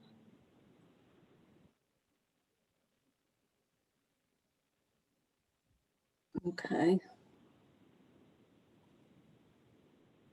Sarah, I understood. I Number- understand why you asked that question as well. I had to look at it twice, and so it looks like they responded to our request for proposal with amounts that are just the M&O, and then they also provided us an example of their normal. It looks like their normal brochure that has their full scope of services, and then their sample contract. But there were other things in there too. I don't think we need we don't have our own, we don't need our water cleaned. So I think there were several different things that are just show that are in their breadth of things that they have available. But my understanding was that the numbers we got were for the M&O that's similar to what we have right now. That's Okay, correct. there's also, just want to clarify what services we're getting then also, because there was also discussion on having Crossroads make adjustments to billing adjustments. Are we Right. asking? So that again, that's in the sample contract. So we answered the RFP providing just a sample. We have 59 different utility contracts. They all have different pieces of additional services. So that contract is just a sample. But the actual draft contracts that we would negotiate with the city we would want to have the specific scope. So we based our pricing on the RFP scope provided. Okay, so we don't have a contract that actually spells out what it is we're. That's correct, Sarah. I think the requested action, if council desires, would be to authorize the mayor to execute a contract for those things to get worked out. Okay, because those are things that I would want to make sure that we were real clear on. You know, the who makes the adjustments on collections and disputes, decisions to disconnect and reconnect services. There's an item in there that says we have to provide Crossroads with full drawings of our system, which I'm not sure we have those, do we? Isn't that kind of our problem at this point? Yes. And then Exhibit A in there, which was a list of all of our equipment, is not complete. And I just want to make sure that we're real clear on everything that's supposed to be included. Question. Is that part of the contract, sample contract as well? So building on Sarah's point, Amber, if council, if the will of council was to authorize the mayor to execute a contract, what was the timeline that's important to you to try to? The city will be without a water and wastewater operator as of May 7th. And so I would like to get them onboarded as soon as possible so we can get them as much information about our system as soon as possible so they can hit the ground running and be successful. What I would offer with regard to the contract is that we would work with Dale Murphy with K-Freeze, our city engineer. He did draft the RFP, so he has a good understanding of what we need for our system. So he and I could work together on a draft of the contract and then have Charlie review before. Sarah, could Sarah provide a red line of some of those concerning aspects of the sample contract too, to make sure you're not missing something? Sure, and I would recommend that we don't start from their draft contract. There's too much in it. I say we start from our RFP that has our scope of work in it. Okay. Is that helpful, Sarah? Yeah. And and the other thing, I guess, and not a question for Abel so much, is just a question for us, is that it's $39,000 in additional cost. That's over 5 months. Yes. So this is a significant increase in cost over what we've been paying. And I just wanted to make sure that we were real sure that all of the services that are being offered are actually necessary. Yes, ma'am.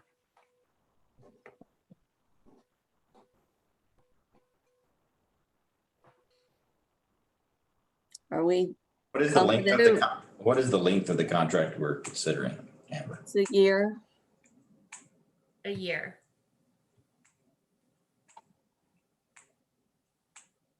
So from the call that we were able to have with Crossroads, they do a significantly higher amount of analysis of the system and frequent reporting on it than what we're used to as part of their M&O.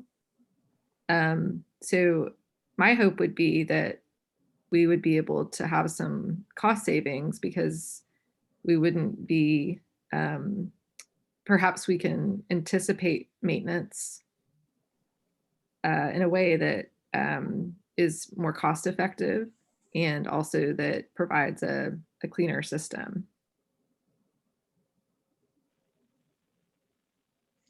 And are any of the costs in this first year contract, are any of them one-time costs, or once we achieve some of those tasks, that maybe those wouldn't be things we would pay for in year 2?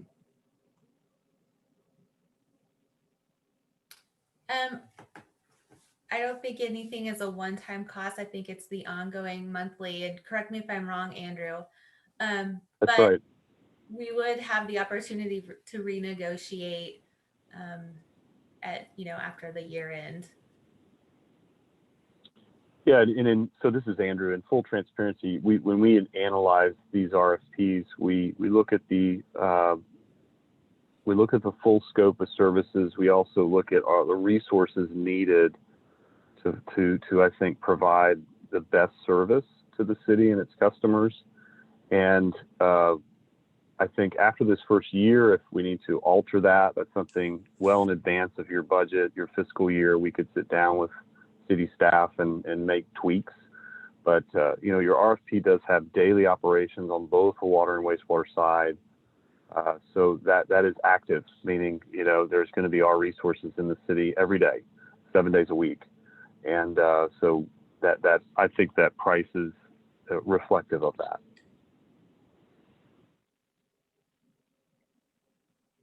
Okay. And I guess that was part of my question is we have city staff. Do we need to be paying for additional outside services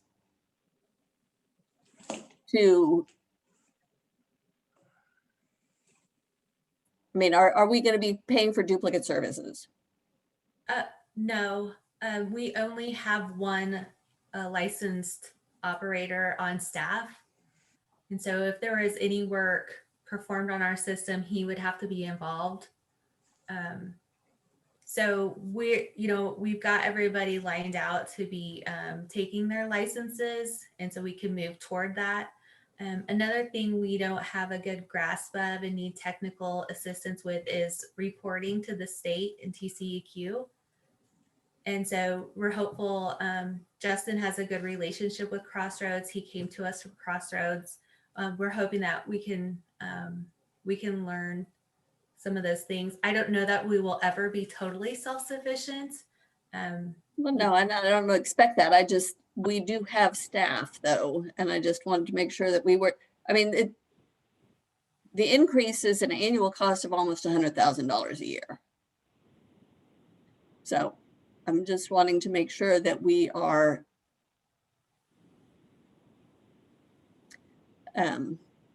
not necessarily getting commitment here for a Cadillac when we don't really need that, or displacing staff that we have paying for additional staff that we don't, additional services that we don't need. I just want to make sure that we've considered all this because that's a big increase in cost, which also will need to be accounted for in the wastewater rate study that we're working on too. So, I mean, this maybe we have enough money to pay for it until the end of this fiscal year, but the contract goes through next year too. So we're still going to have to be able to pay for this going forward. Right. If I had other options to bring to you, I would do that, but this is what we're faced with. We have to have a licensed operator for our systems, and I was really impressed with Crossroads and their communication and their initial analysis that they're going to do of our system. I think they're making an effort to learn the system that we have never seen over the decades that AWR provided services to us. So I'm hopeful that we're going to be impressed with what kind of services we get for the money that we're paying. And as they learn the system and determine the infrastructure that we have, are you going to be sure and work with them, Amber, to make sure that information, that we own that information, that lives with us? Yes, and what I always had asked for in the past, if AWR had made an improvement or made a repair, that they correct our maps, and it was never done. So we still have incorrect maps after they were in the city for over a decade.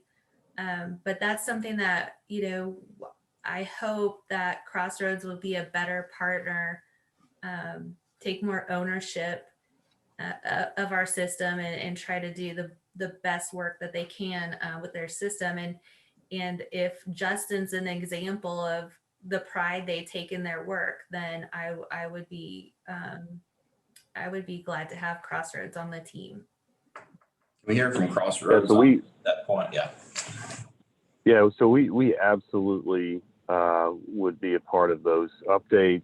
I would, we plan on having monthly meetings with your public works staff as well as city management on the status of what we're doing in the system, what we're finding, updating anything that we need to update on your system. We don't typically own those records. I mean, out of our cities and MUDs that we operate, I mean, that's a known piece of information that both electronic and hard copy that y'all should own.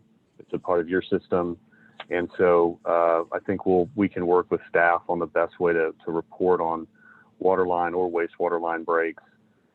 We see it as a partnership. I mean, whether the City of Westlake Hills, which we've operated very close to you for almost 12 years, since 2009, or Water District 10, we have regular meetings with them. They have budgets. All of our entities, public entities, have really tight budgets, and we work with those. And we sit down usually prior to any budget year and present, here's the things we think we need to fix, priorities, and then we make decisions on what to fix. A lot of times we have to defer maintenance because the money's not there.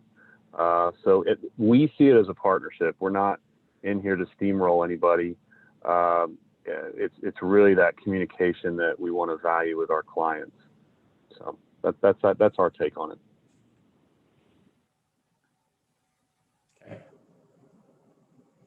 And I think one of the lessons learned in all this is that I think the relationship between the city and AWR was imbalanced. We didn't have licensed operators on staff. We weren't prepared to take over some of those, or at least provide the qualified oversight that it requires when you hire a third party.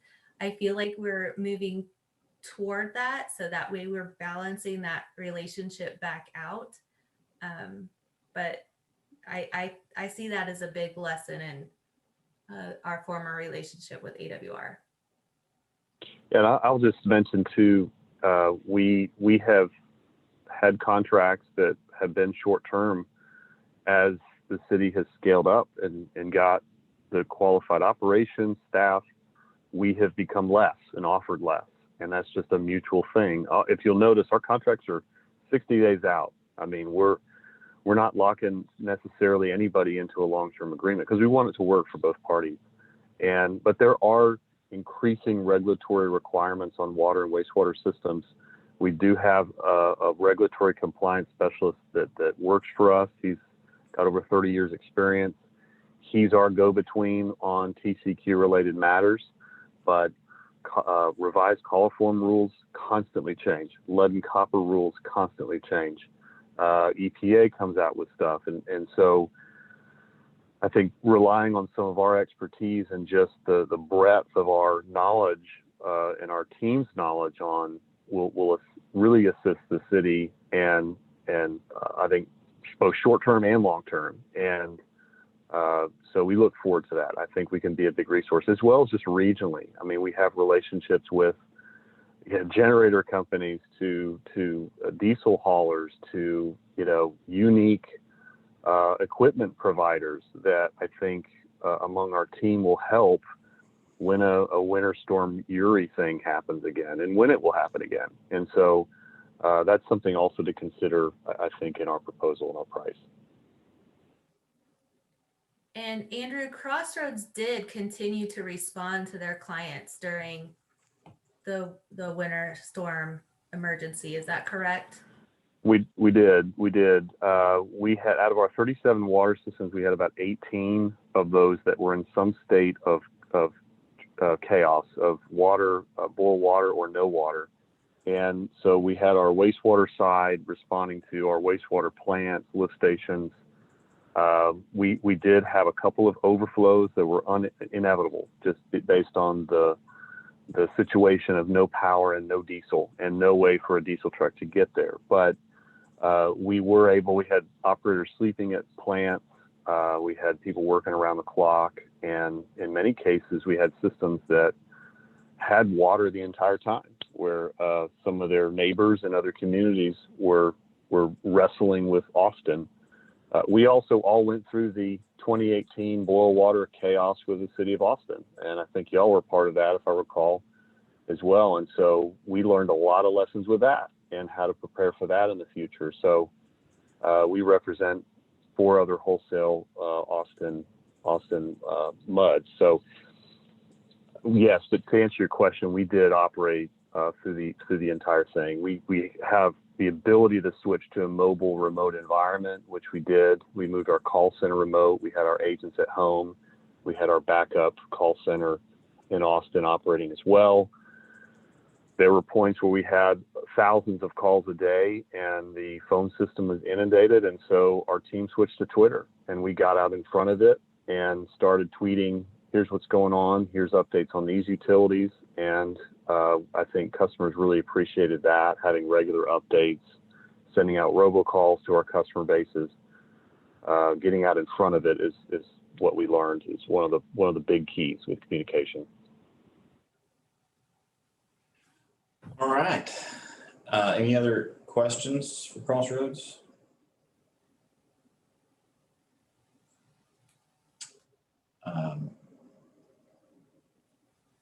Do we have a motion?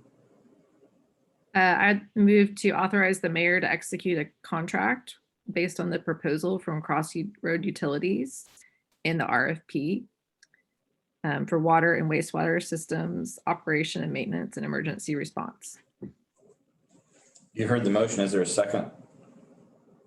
Is this contract going to be brought back to us before it says execute a contract? So Yeah, that's why I was asking Amber on the timeline. She's kind of over a barrel with the May 7th.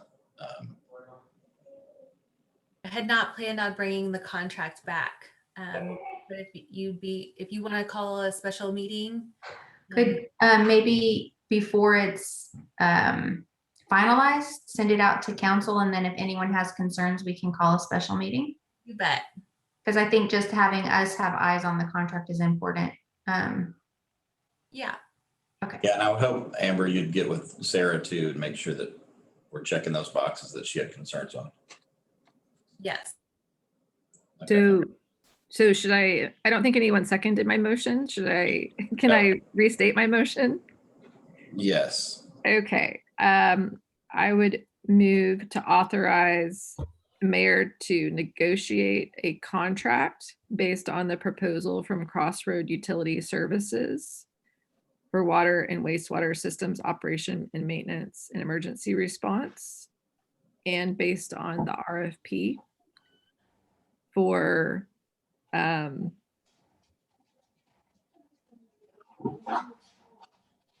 I'm trying to remember what I was going to say about the timing. Sorry. Thank you. So are we having a special meeting or we're not having a special meeting? No, and to share it with council prior to final execution. Okay. And to share it with council prior to final execution. You've heard the motion. Is there a second? Second. You have a motion and a second on item number 18. All those in favor say aye. Opposed say no. Wendy? Aye. Sarah? Aye. Amy?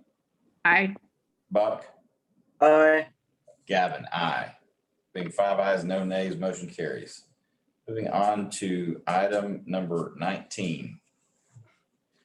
Amber, will you just give us a quick recap and then I'll recognize Avi to walk us through the what's before us. Sure. At the last meeting, the motion was made to extend the due diligence within the PER to authorize K-Freeze to work on a scope. And so tonight they have that scope in front of you. It includes detailed design survey, landscape architectural services, and then coordination of a public stakeholder meeting. Okay, thank you for that. And I'll add some color here in a moment, but first I'll recognize AB to walk us through what's in our packets this evening. Sure. Thank you, Gavin, and good evening, council. So what you have here before you is basically a progression of the due diligence and advancing the goals of the project. And from what we heard in the last council meeting and in the conversations that we had was trying to bring in some more clarity on what the drainage easement requirements would be for the creek. And then we've also had some subsequent conversations about trying to really hone in on the vision of what that channel might look like. And so what was in the PER was strictly more of the engineered design solution. So, you know, how big roughly does the channel need to be, but it's presented in a very linear engineered type way. And so what we present here before you is, one is to do a landscape architectural rendering to kind of bring an idea of what that concept might look like, with incorporating some rock features, maybe have it more of a meandering stream, like a natural dry creek bed. So it's a bit more of an amenity. And also in that process, you know, we've had some kind of approximate surveying information to base off our information. But what we'd like to do is advance the surveying. So to do detailed topographic and boundary and existing easement survey.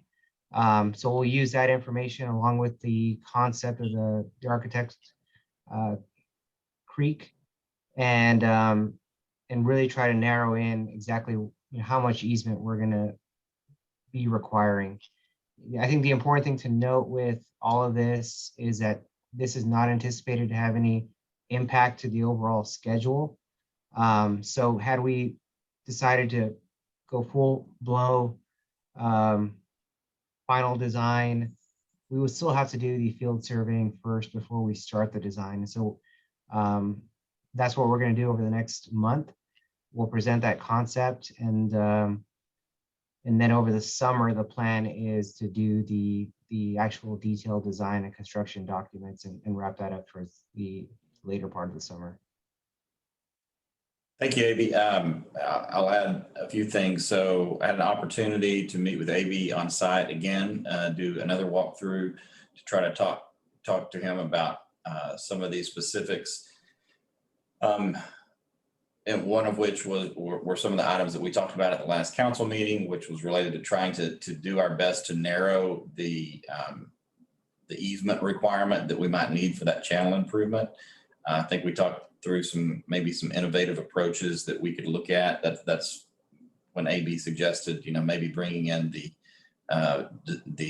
landscape architect, which I think is a great idea, to try to continue to be able to present visual representation to the affected stakeholders, so that everyone is, so we're very transparent, and so that we have a very clear understanding of what we're trying to accomplish and what they would be agreeing to. And as AB said, we don't want to slow anything down, and trying to take another bite out of the apple at this hearing would be helpful for us to be able to start the surveying process that's vital for AB to start the actual design, the engineering design. We did talk, AB, at the last meeting a little bit related to some of the additional scoping requirements. Can you walk us through, assuming, I don't know what the will of council will be this evening, but assuming that we approve this kind of next step, continuing to put one foot in front of the other, if we approve that, what would the next items be kind of on our to-do list, on our checklist? Right. So what we're going to move forward with is the field surveying and mapping. That'll be the boundary locations for all these different properties. The next phase will be to do the detailed design work. So we'll advance the drawings to a 30% completion. That'll give us enough certainty, or really have what we need to prepare easement documents with. So the next line of services are going to be the detailed engineering design, the easement exhibits and meets and bounds descriptions, and that's what you'll use to begin the land acquisition process, and that's when you'll get title commitments and negotiate with the property owners. Simultaneous to all of that land acquisition process, we'll be doing the advancing to the final design. Some of the other work that's included with this would be some of the geotechnical investigations, which we've actually gotten ahead of on this contract. So we're well positioned there. And then some additional environmental services to deal with the creek improvements. Okay, so to be clear with you and to be clear with council, everything that we're doing is continuing kind of a gradual, systematic progression on the overall timeline and the overall tasks that we've been talking about for several months now. Is that right? That's right. That's definitely the intention. And, sure, there's two approaches. One is we just go and do it all as one proposal. But this is nice in this incremental approach, and just making sure that everybody is on the same page at each step in the process. And that's a good segue to my point to my council members, which is we're continuing to make these incremental steps, and we're continuing to spend resources from our tax notes to make those incremental steps. The concept being that at some point we look back at where we've been and we have accomplished a great deal.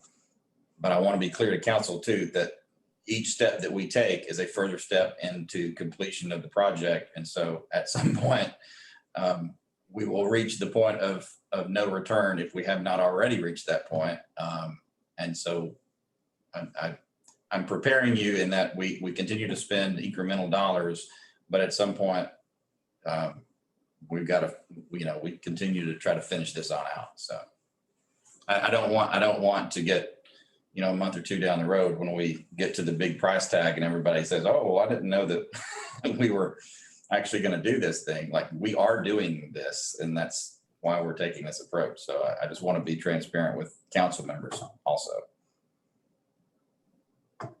And Sarah and I had, so I did the site visit with AB, had a long walkthrough also again with Mr. Marine, Kevin Shell, I think, is joining us tonight too. We've had email exchange as well. Sarah's been on those and has been a huge help during all of this while I've been tied up with sessions. So we're continuing to try to keep everybody on the same page as we move forward. Any other questions? Sarah, do you have anything to add? I just have a question on the proposal, on the landscape architecture part of that. So you all don't have a landscape architect on staff, is that right? That's right. So this would be a subcontract with somebody? Yes, somebody we worked with extensively in the past. Okay, so you have somebody already in mind that you would propose to use for this? Oh, yeah. So we've been in conversations for weeks now. And so we're prepared as soon as this contract is authorized to go out, make a field visit, start mocking up those renderings, and then having a meeting with stakeholders to kind of present that storyboard or vision. Once we kind of get buy-in on that, then we can move forward with some of the next steps. Okay. So I just was going to say $5,000 seems low for an architectural, landscape architect. So I just wanted to make sure that this was actually based on something that you had discussed with somebody already and was going to be adequate for what we need. That's right. We've already agreed on that price, and they do a lot of this type of work. You got us the brother-in-law deal, Amy. That's great. Well, we're glad to hear that. Okay. I'll go ahead and make a motion and then we can talk more if we need to. I move to approve item 19 as described in attachment A from K Freeze to execute the scope of items, the scoping items that have been outlined not to exceed $40,000.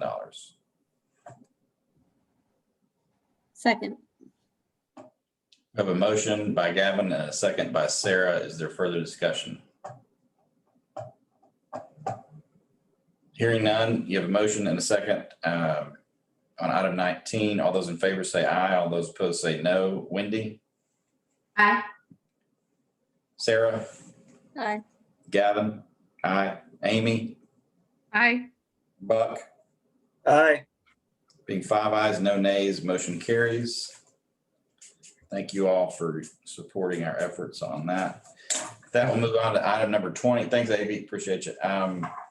Move on to item number 20, discussion and possible action regarding a drainage utility fee study. Amy, I think this is maybe yours. If you'll talk to us about it. Sure. So to segue off of your discussion of us maybe being close to the point of no return, that's a great transition for my agenda item. It occurred to me after the last council meeting that we might be reaching the point of no return on several of the projects that we've started evaluating under the IIP. So I pulled the IIP back out again and started reading through it. And I wanted to see if this might be the time to get some additional information from K Freeze and potentially start looking at a drainage utility fee study. If you look in the IIP on page 16 of the IIP, there's section 6.8 that has the summary of outside funding mechanisms, and then 6.9 that has the summary of internal funding mechanisms. And under that 6.9, there's two different funding mechanisms that are discussed, one being a drainage utility fee and one being the RSDP. So the RSDP is one that we've already worked on. And the drainage utility fee is one that we have not. And the other thing that occurred to me is that we have an IIP that my understanding is the drainage assumptions or the calculations that have been made had to be made based on an assumption of some level of impervious cover threshold. And so we were reminded of that last month, that threshold that had been used was 50%. So in kind of reading through the IIP again, a thought I had was, I think that in addition to the projects that we've already started working on, that it would be important to start discussing how we get to do additional projects in the future.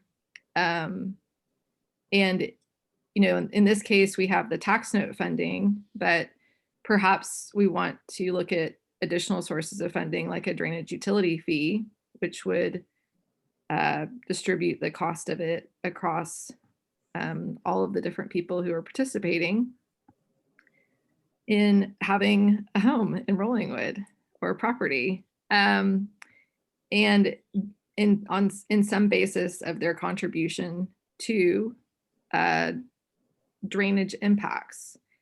And I haven't made it a secret that I'm opposed to impervious cover limits being added to our code in the residential area, but a thought I had as I read through the IIP is I wonder if we did a drainage utility study, perhaps it could evaluate several different types of fiscal models that would then give information that would help set some different policies about impervious cover. So one of them could just be, I have it on the sheet, one of them could be just impervious cover. Another thought I have is the IIP gives us a price tag for the estimated cost of drainage infrastructure based on a 50% threshold of impervious cover assumed. So a thought I had is, not all properties have 50% impervious cover. Some have more already.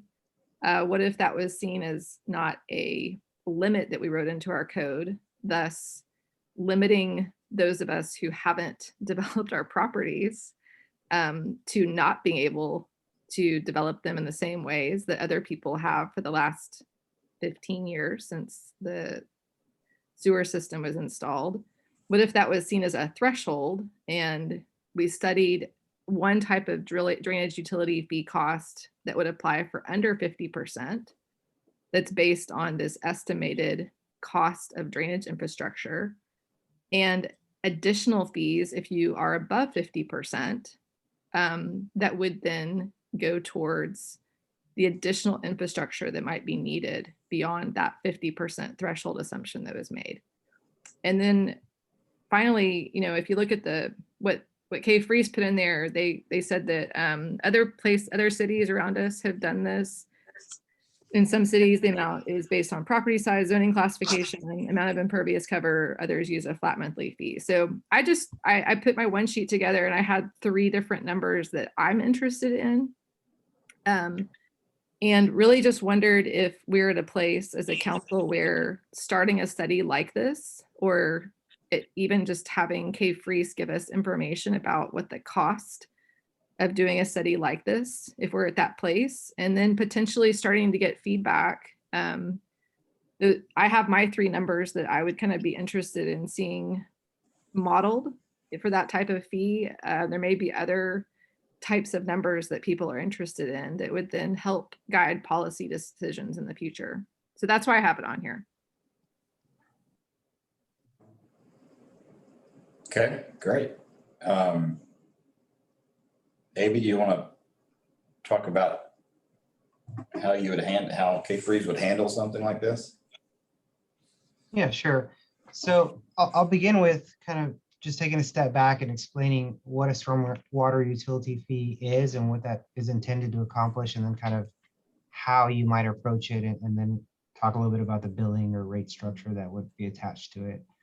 So to begin, this is a user fee based funding mechanism, similar to your water, wastewater, and solid waste services. The fee is assessed basically and largely on impervious cover, so your contribution to the city's municipal drainage system. It's an enterprise fund which provides relief to your general fund, and it creates a sustainable source of funding, so you're able to really plan for incrementally different stormwater drainage projects. The use of this funding is typically applied towards maintenance of infrastructure. So it also includes debris removal. If you think about your creeks and waterways, this funding could go towards keeping those clear and free flowing. It helps with regulatory compliance. There's different things that the city has to do to maintain that. And then, of course, the debt financing that you can do with capital infrastructure. If we were to approach the study, typically, there's certain components that you have to do as part of this. And one is we would kind of assess the impervious cover that the city has, largely focused on the residential development and getting an idea of what the average impervious cover is. One of the most common ways, and perhaps the gold standard of just making it an equitable approach is you take average impervious covers across different lot sizes, and then you start to average them to create some sort of kind of statistic or tiered method. And so you could have people with less impervious cover or smaller lots not paying as much. And if you were, say, a large lot with a lot of impervious cover, there'll be some proportionality to it. And then we handle commercial properties individually because they're so unique. Every one is very much different. We'll go through that process and then we'll determine how you want to handle it, if it's through lot sizes or specific individual impervious cover. We'll kind of talk through that process, and then figuring out how to do the billing. Typically you're able to attach that to like your utility bill. So we'd see if that's an option or if we have to explore a different method. And then finally, you have to justify this enterprise fund. And so we'd start to quantify what the city spends on different maintenance activities, equipment, staff, the planned infrastructure projects, and kind of game plan what this funding would be used for and how much needs to be assessed to accomplish that. Okay. That's useful. Amy, what is your intention here? You want to bring it back? Do you want to, it's posted as action, but I don't know if there is an action. Do we want to try to ask K-Freeze to bring something back for consideration? What is your thought?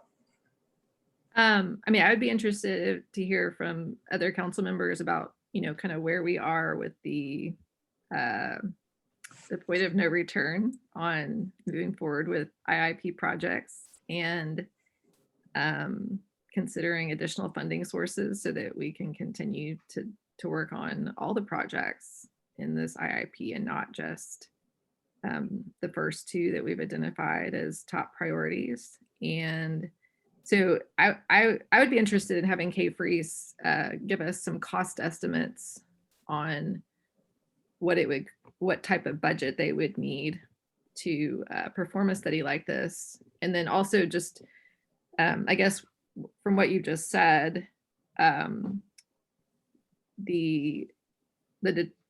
think the point that I was trying to make is that I think there's different policies that would be impacted by potentially or policy choices we would make about which measure we use, whether it's impervious cover or flat fee or something that's kind of a hybrid for that.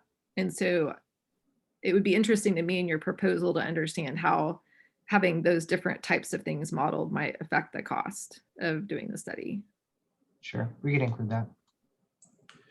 Yeah, speaking for myself, I think I I'm certainly not committed, and I'm certainly not necessarily for this idea yet, but I'm open to the discussion and would be interested to see what a fee like this might look like, what type of revenue it might generate, how we could use that revenue. I mean, I would assume it's probably not, or at least where I would guess that I would be comfortable doing a fee like this would be more designed to try to build up some sort of corpus to be able to service debt, because I would assume that it's not going to generate enough on a monthly or annual basis to be able to knock out all of these, 17 million or however much we have in IIP projects on a continuing basis. But it might be enough to service debt and that sort of thing. And I'd want to see what it looks, what does that look like? So I'd be open to the discussion. And I think probably now is a good time to have them come back to us and tell us what a study like that would cost. It's not necessarily, we're getting close to starting our new budget season. And so the timing is probably good for us to try to get a feel for how much a study like that would cost so that we could maybe build that into next year's budget. I had a similar thought as well. There were several timing issues that I thought might come together really well. Let's be clear to the community that this is not an impending fee, just because it's posted like this, but it's thoughtful and it's long-term. So I'd be open to the discussion.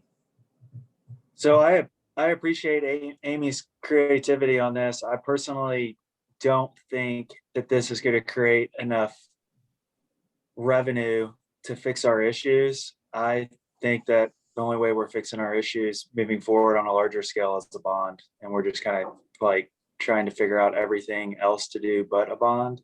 And in my mind, we just kind of keep coming back to a bond. No, and that's where I am, Buck. I did crunch a few numbers on this and at a level that I think I would be comfortable assessing a fee. In my mind, it doesn't probably generate enough to do anything but maybe help defer some bonded indebtedness cost on an annual basis. Like it probably doesn't get, in my mind, it probably doesn't get you there, but we don't know that until we look at it. Amy, I don't want to put words in your mouth or anything, but so is the idea behind this to have a fee collected for people who want to develop their properties with more impervious cover so that it doesn't limit people being able to develop their property, but it sort of puts some of the cost of what the additional burden on our infrastructure is on the homes that are developing with more impervious cover? Is that sort of the thought behind a utility fee, or is it like I know you had several ways laid out, like just a straight line fee for everybody to pay? I mean, what is sort of the idea behind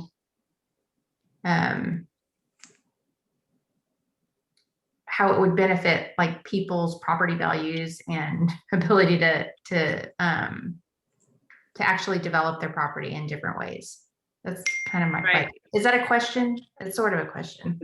Well, my thought was I went back through the IIP to read through it again, and looking at funding sources, it occurred to me that we had looked at one of the internal funding sources, but hadn't looked at the other one. And so I wondered if the timing would be good to look at that as one more source of funding to be able to accomplish some projects. And then as I read through the IIP and I was thinking about the paradigm that we're in, where we need to add drainage infrastructure, and we have this study now that has evaluated the infrastructure needs of our city based on a 50% threshold of impervious cover. I just wondered if we collect a fee, if we started looking at drainage utility fees, we could look at straight up impervious cover, but it just occurs to me that we have now a cost of providing drainage infrastructure to the entire city based on that being the threshold, which then allows us to consider that if you have more impervious cover on your property, which many of our residential properties currently do that have already been developed in the last 15 years, then you would contribute additional money towards the cost of the infrastructure that we need to support that additional impervious cover, instead of it being something that limits, because not all properties have been built out. And adding an impervious cover limit, instead of it being a threshold number like the IIP used it, would negatively impact property values and put a cap on the value of properties that haven't already had the opportunity to consider development.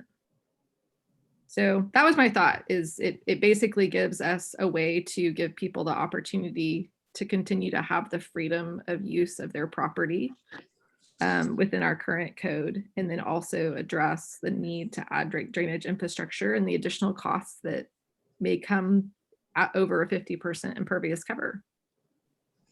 Maybe I assume that a study like this would look at what other communities do, both large and small, related to this type of fee.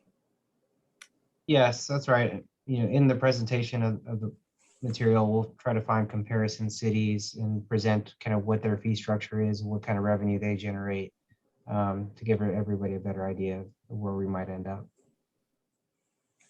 So Amy, can you clarify something for us? Because the limit that was used as the basis for the IIP was a question that I asked at one of the very first meetings when this was being presented. And Joe Caputo did not have that number at that meeting. And I know that when we were talking about the Nixon Pleasant project, that you indicated that the evaluation for that particular project in this phase, not in the IIP, but in the more detailed phase, was based on a 50% assumption. But my understanding was that the dollar amounts in the IIP, when Joe came back to a later meeting, he said it was based on 100% impervious cover assessment, which is not what you would ever have, but that was my recollection of what he explained. Right. I mean, first, that does predate me, but I would say, and I feel pretty confident saying that we wouldn't have assessed with 100% impervious cover, that we would have analyzed the flow from a 50% impervious cover rate, which would be more on the average side of things. And the intention of the IIP is to provide a high level idea of order of magnitude costs and ideas what the improvements would be. And then as we progress and advance different things, that we would identify specifically what the impervious cover is for those areas. And the 50%, whatever it is, 50%, 40, 60%, the idea there is for us to just have a ballpark idea of the quantity and volume of flow. It's not to say that any one property is allowed to do one thing or the other, but just helps us inform the decision making. Okay. Well, we looked at this a number of years ago when we very first started, when Tom was mayor, and we very first started talking about drainage issues again. And we came up with we started the whole process for the DCM. Tom's first intention was for a drainage fee, not for the DCM. And we moved the direction of the DCM first because we were getting so many questions from people and there was so much uncertainty on what they actually had to do for their drainage review.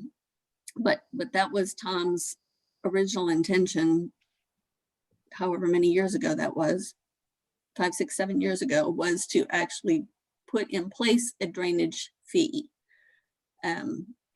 So it's something that's come up before. We did not pursue it, which probably we would be in a better place if we had at this point.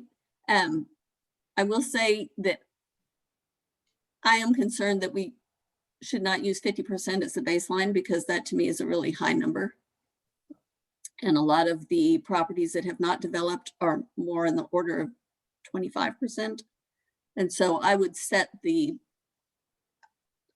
limits differently, but from an overall concept, I agree that we need to look at something and all opportunities for us to properly apportion the cost of what we need to put in place for our drainage improvements on the contributions that are being made that necessitate those costs.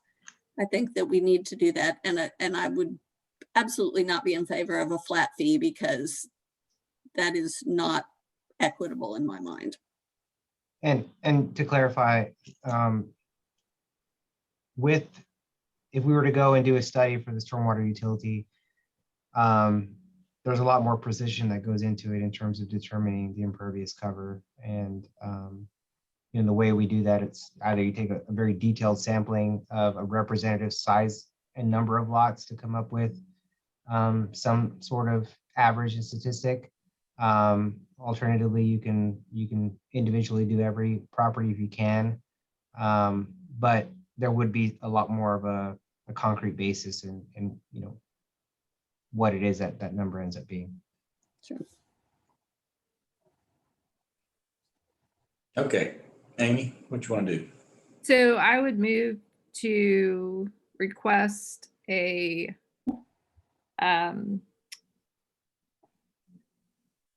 cost. We're not doing it as a separate. Well, let me just ask a question. Would this need to be for K-Freeze to come back to us with a cost of doing this? Is that something that we can pay for under our current general engineering contract? Sure. Okay. So I would move to request that K-Freeze provide the city with a more detailed proposal for a cost and scope of performing a drainage utility fee study. Second. Heard the motion, you heard the second. We have further discussion, council members? Hearing none, there's a motion and a second on item number 20. All those in favor vote aye. All those opposed say nay. Wendy? Aye. Sarah? Aye. Amy? Aye. Buck? Nay. Gavin, aye. Being 4 ayes and 1 no, motion carries. Moving on to item number 21. Presentation and discussion regarding a police, Presentation and discussion regarding a police fleet upgrade program. Amber, do you want to kick us off and then recognize Chief Brady? Sure. This item, our Chief Brady is going to walk you through it, but our fleet is getting pretty old. And so he has found a way that will enable us to update our fleet more quickly and be a little softer on the budget with regard to cash flow. Thank you. Chief? First of all, I want to express our appreciation for the vehicle we recently received from funds provided by the council. So that's been a tremendous asset to us. To respect the time of the council, I'll be as brief as I can. In your packet, I have submitted my proposal, so you can either have read that or read that at your leisure. I won't get into all the details, but basically, as Administrator Lewis had pointed out, we have an aging fleet. At our current rate of replacement, we're going to be looking at cars that are over a decade old, high mileage, another thing that's often not anticipated is high engine hours because of the type of use we utilize these vehicles for: sitting, running radar, directing traffic. And some of the, when calculated in terms of engine hours, we actually have cars that are approaching like 400, the equivalent of 400,000 miles. They're not in great shape. They're certainly, I wouldn't say they're any longer in pursuit rated shape. The expenses for maintenance on these vehicles is, it's getting quite high. We're 7 months into the fiscal year, and I've expended 90% of the money I have allocated for maintenance on these vehicles. I've outlined the cost of routine maintenance for the lifespan of these cars, as well as the, what I call the routine maintenance, which would be, mechanical failures that are due from age, motor mounts, things like that, we shouldn't be seeing. And those are things that down the car for extensive periods of time. Also, it's kind of where you put that category. If you have to change belts and things, it could be both. I mean, that has to do with the age of the vehicle, but at any rate, we're seeing the cars. I don't believe they're as safe as they need to be. They're not mission ready. They're often in the shop, and that takes them out of service, as well as just getting them to the shops. And sometimes takes 2 officers out of service because we have to give the officer a ride back. They could be out for days or longer.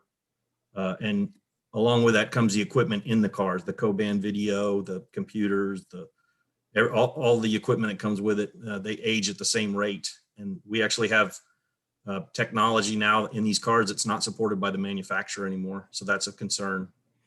And then, of course, the recruiting and retention implications that it has with this fleet. We've got a lot of momentum where we had 2 unexpected resignations from our department, and I believe we're going to have those filled by May. So I think that's unprecedented turnaround for us. With our recruiting, we're filling these slots. This is becoming a more attractive department, and this is where the officer spends 12 hours of their shift. That's their mobile office, and when they see, when they're making a call and the car breaks down on the way there, or it looks bad, everything's ragtag inside of it. That's not an attractive sell for us. So there's a multitude of reasons that we need to start switching out that fleet. And at our current rate of replacement, I mean, every 2 to 3 years, you're going to have decades old cars. So what I've looked at is what some other entities are doing, and they're financing cars over time. In the packet, you'll see I have a proposal from Government Capital. They basically are presenting us with an opportunity to finance anywhere from 2 to 5 years. 5 years is what the warranty is on the new cars typically. And we will be able to spread that cost out. So whatever, if you were to entertain this, we'd be able to have a consistent budget line every year that would be, a fixed amount. For example, if we bought 2 police cars and we spread it out over 5 annual payments at a 3.34 fixed interest rate, we would be budgeting $33,000 a year. And by the time that we've paid that off, those vehicles would remain under warranty that entire time. And with this particular company, they do not require payment on they allow like a year without payment. We have title to the vehicle, and there's no need to go to the taxpayer. I mean, it all falls under Chapter 271 of the Local Government Code, a Public Property Finance Act. So this is considered, I guess they call it personal property. So pretty much anything that isn't actual real estate, entities are able to fund, whether it's fire engines, water meters, specialized tools, vehicles, the equipment on the vehicles. And like I said, it'd be a great budgeting mechanism, because you're not having to eat the cost of a vehicle and then the next year another one and another one. We could replace as many cars as needed at once, and then we'd know exactly for the term of that financing period what that's going to cost us every year. And with these particular interest rates, I mean, they're very favorable. In fact, if I would just cut my budget, my maintenance budget by 30%, it would cover the interest. So, that'd be a wash. So I'm asking the council to kind of look this over and consider this concept in terms of financing our fleet and bringing it to where it needs to be. And like I said, I know that's a lot of information. It was kind of short. But again, the proposal's there for your review, and I'm happy to entertain any questions. Any questions for Chief Brady? So I have a couple. Sure. Just because professionally I do air quality engineering, right? So the idea of having cars sitting there running while they're just sitting there really doesn't sit well with me. And so I was wondering what the requirements are for when you actually have to have the car running. If Right. there's some way to reduce a number of hours of essentially idling time to reduce the wear and tear on the vehicles when you're not actually moving. So, and so the idea of idling where you're completely sitting still is partially true. The definition I used was that defined by Ford Motor Company. They consider anything under 25 miles an hour to be idling. And then, so they look at that, they're looking at revolutions per minute. And they're looking, so whether you're sitting still or you're going 25 miles an hour, they equal that to 33 miles is what they're equaling 1 hour of engine time equals 33 miles of driving, regardless of how far you're going. And to get more to your question, if you're sitting at a location running radar, you need the electrical system to be charging because you got your radar equipment, you got your cameras on. Plus, it could be 110 degrees out there, the officers in the vehicle. Right. So there's not, we're willing to look at some other options, but it's just, we do a lot of, Rollingwood's got low speed limits. We do a lot of low mile per hour driving.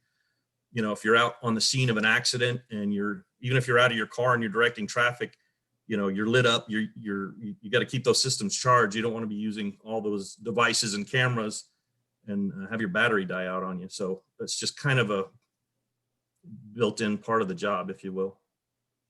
So are there any police vehicles that are electric or hybrid or something that would be more environmentally friendly but still serve the purpose that you need? Not to my knowledge. I'm sure there are. If I were to look at other agencies, I'm sure there'd be some agencies that have experimented with electric vehicles. And, I think electric vehicles are coming along. We're starting to see trucks, and I think there's talk of 18-wheelers with Tesla maybe. So I think that possibility is coming close. I don't know that it's here yet, because again, the vehicles that need to be able to accelerate to certain parameters. They need to be pursuit rated by the manufacturer, and we need to ensure they're going to get to the emergencies or where they need to be in a certain timely manner. Sure. So that's really, it's not something I'd research, but I'm not familiar with that as a common practice yet. But certainly if those vehicles start coming into the market, Rollingwood would want to be on the cutting edge of that. Absolutely.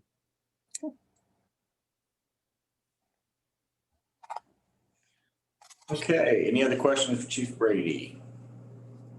Amber, I guess I would just suggest maybe we keep this on hand, and can you make sure and bring it back to us for budget consideration when we enter budget season?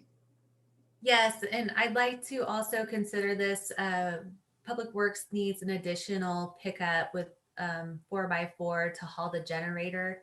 And so I'd like to pursue this option for funding that as well.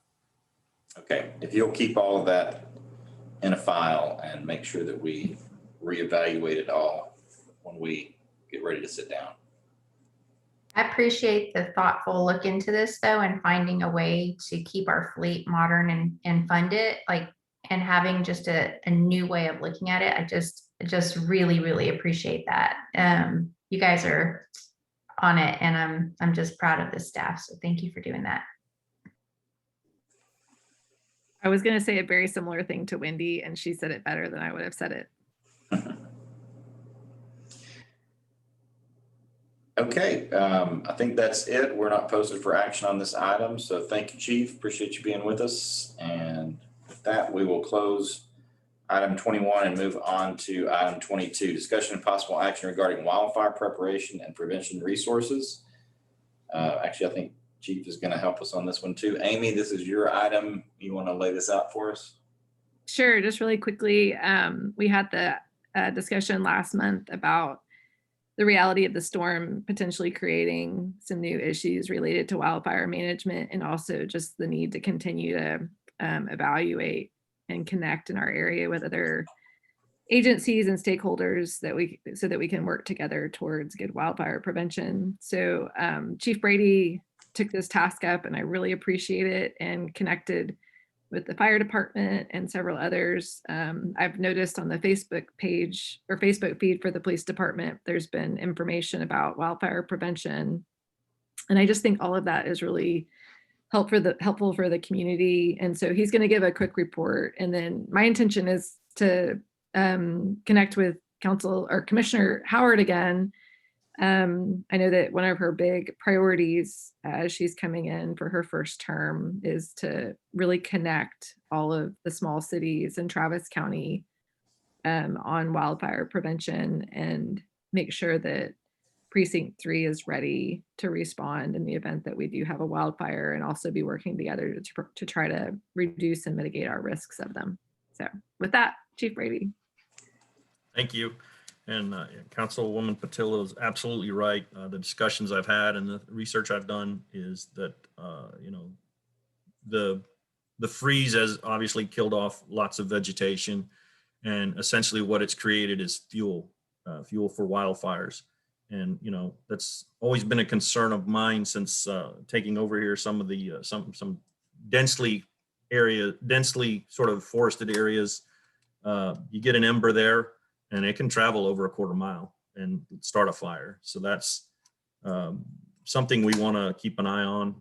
We already, and I know just from personally walking some of the areas, even before this, there's just dead tree limbs and foliage that's down. I don't think there's ever been that I know of, any sort of plan to remove any of that vegetation. So I think there's a multi-pronged approach that we need to do. One is educate our residents, and that involves basically, creating a defensible space around their properties where, trees are certain distances apart, they're trimmed up, leaves and grass is kept back, and there's lots of good information there. The state and the feds all have different sort of programs, but I focused on this one because it's kind of made for the Austin Travis area. It's Ready, Set, Go. There's a link, and it's on some of the social media I put out, and it's just shows what homeowners can do. It gets into all those things we talked about in terms of how they would landscape and maintain in trees around. Of course, it's one thing if you do a real good job and your neighbor doesn't. One house goes, it can take them all. They also talk a little bit about building and construction materials. I know the International Fire Code's about to change. I think we're going to have some recommendations from the Westlake Fire Department in the fall.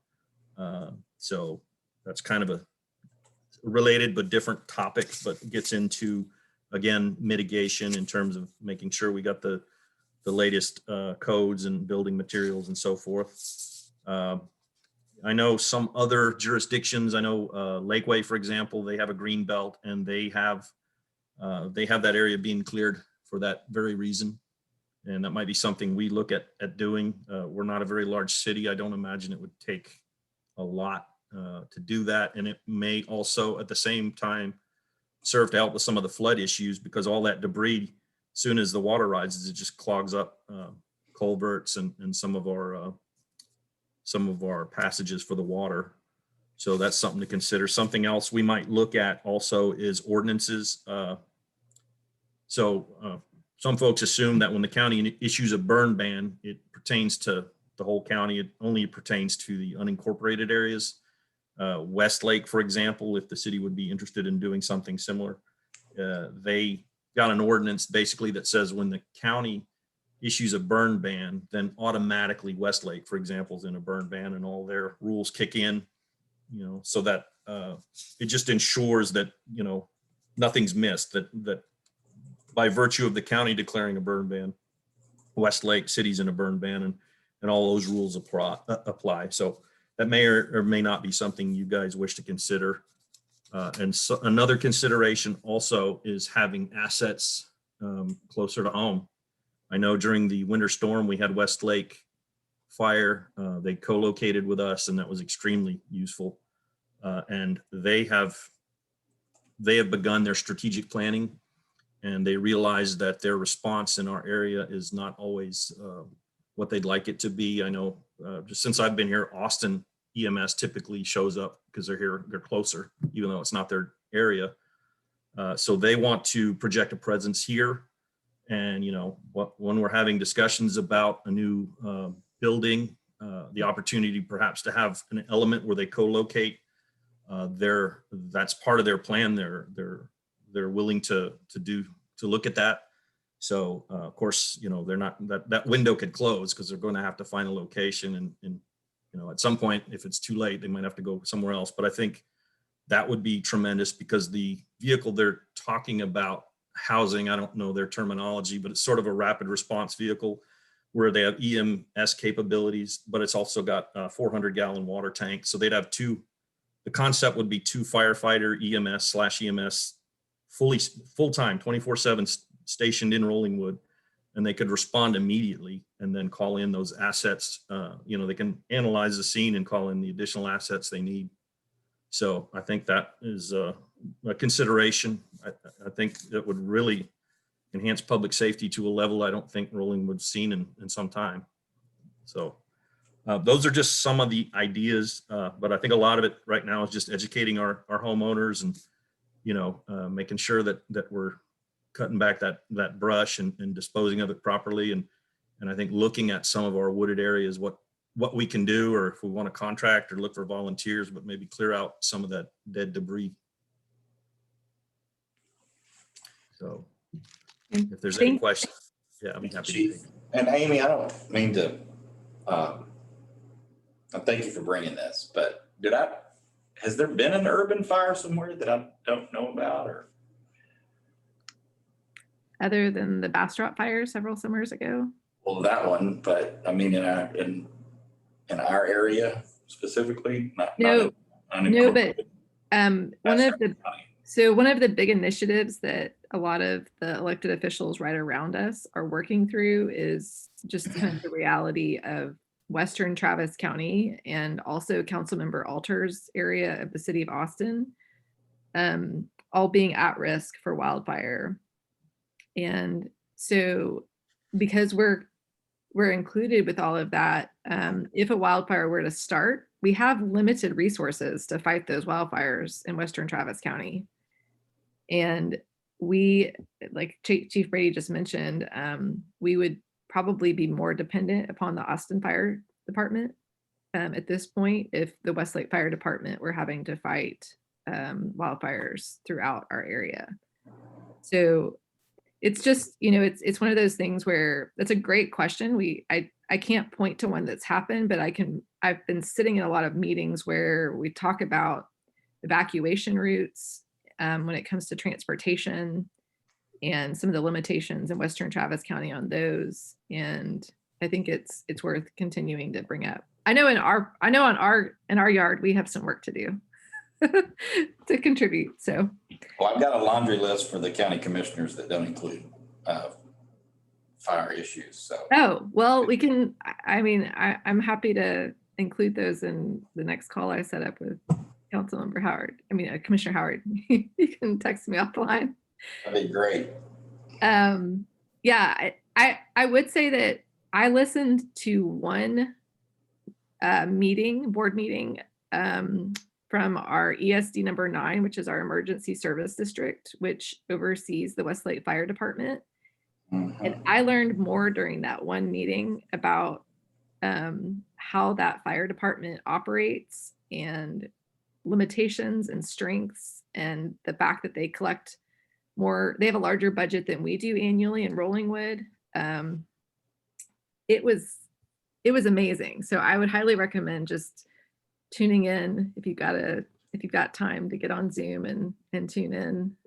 You can learn a lot really quickly about it and feel more connected with what the fire department's doing.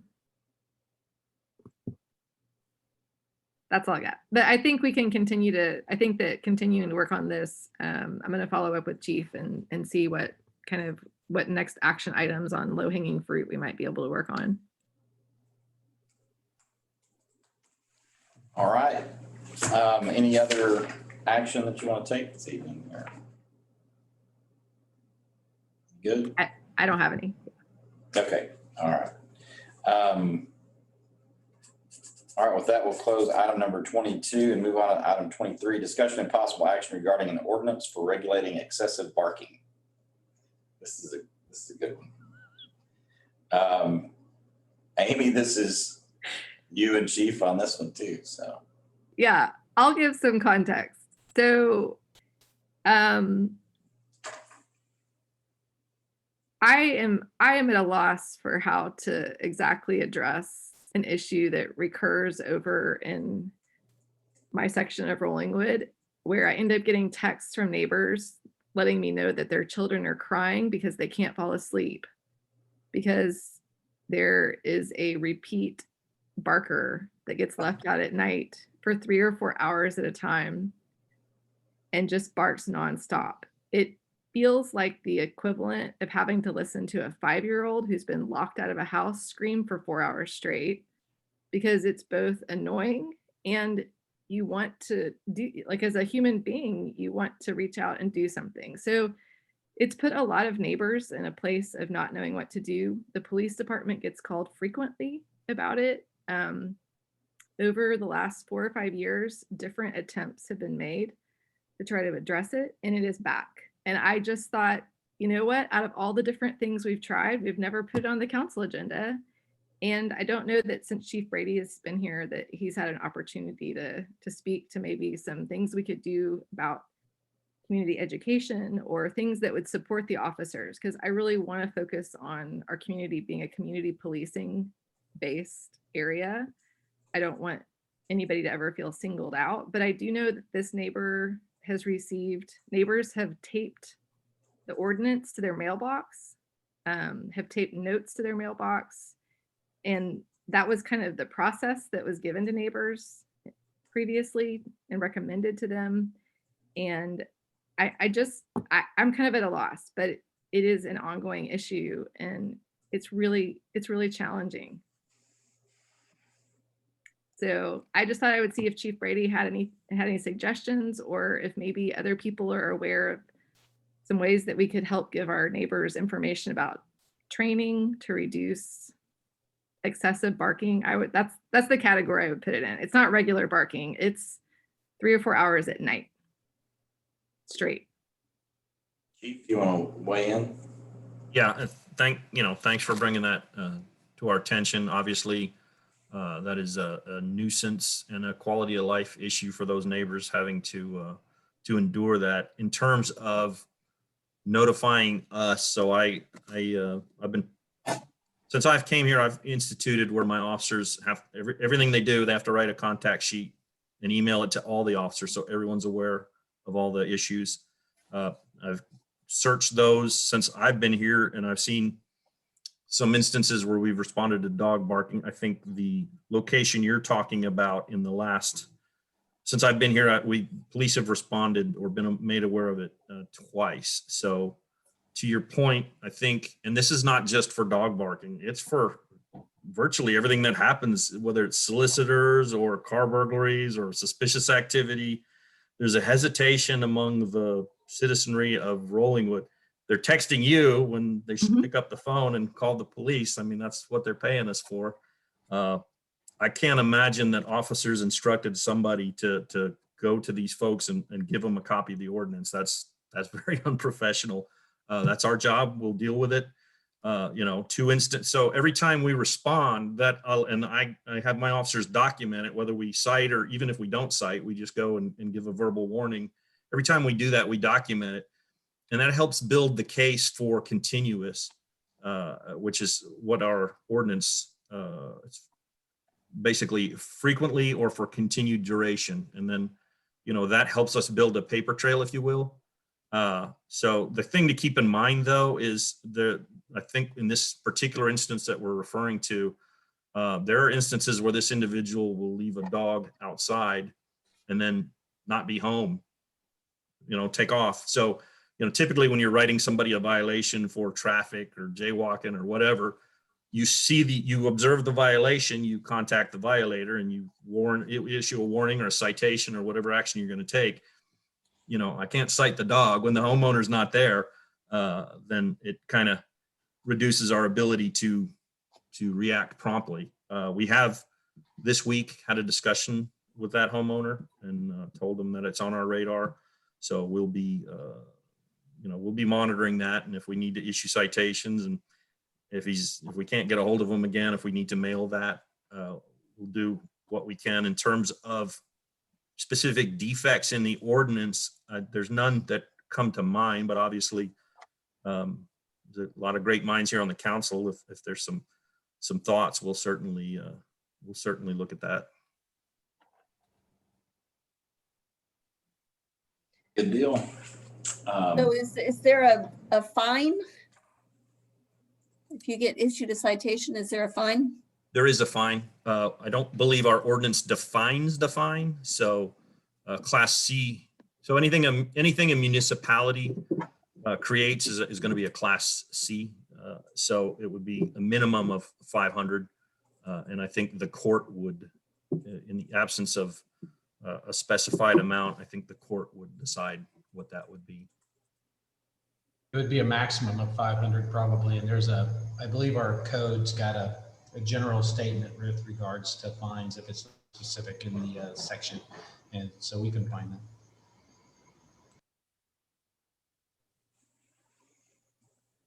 Because it almost sounds to me like we just need to enforce the ordinance that we have.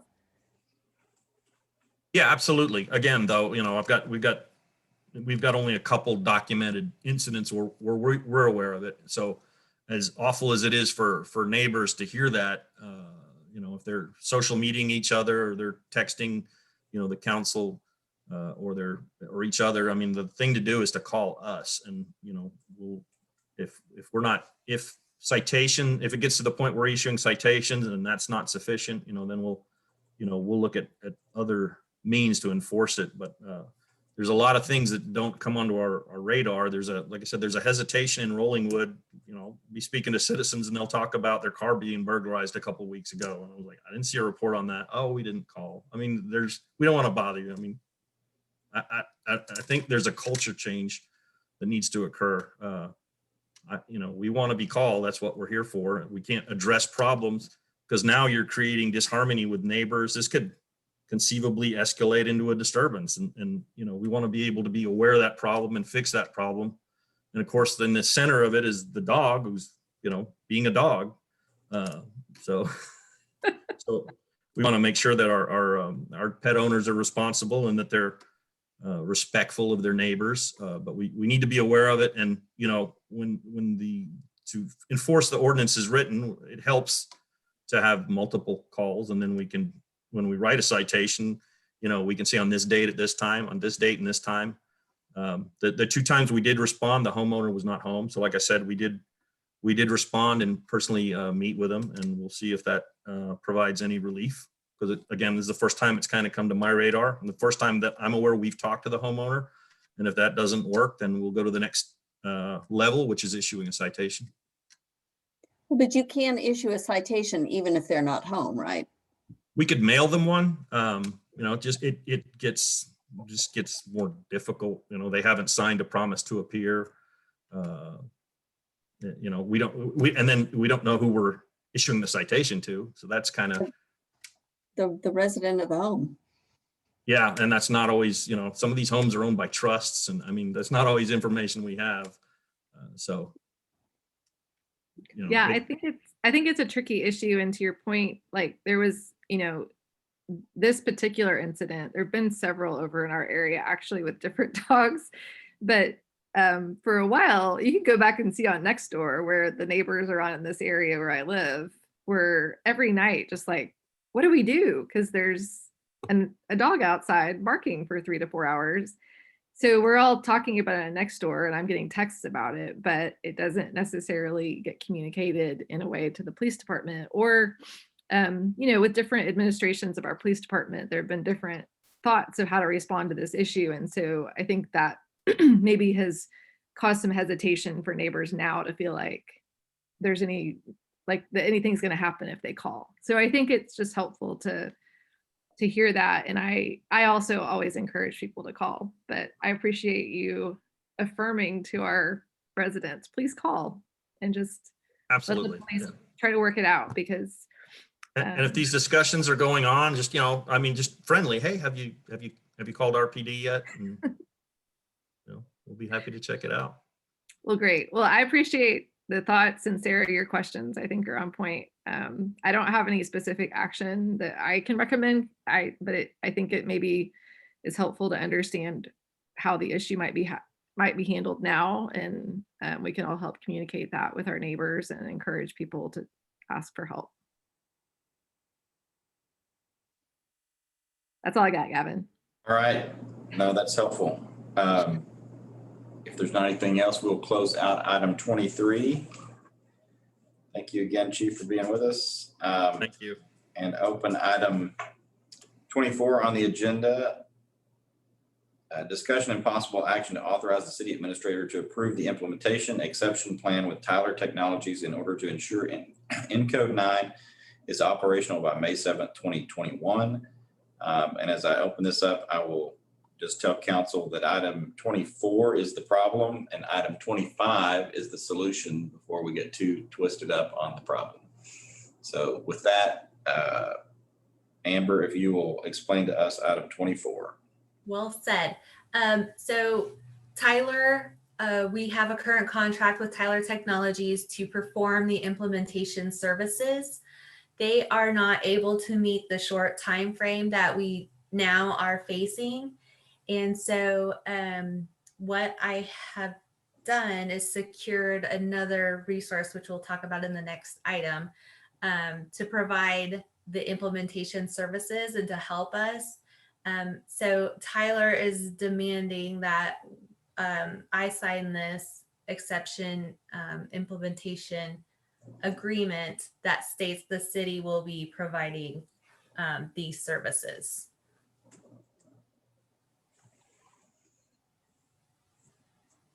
Okay. So the action that you're requesting would be specifically to authorize the administrator to sign the exception? Yes, please.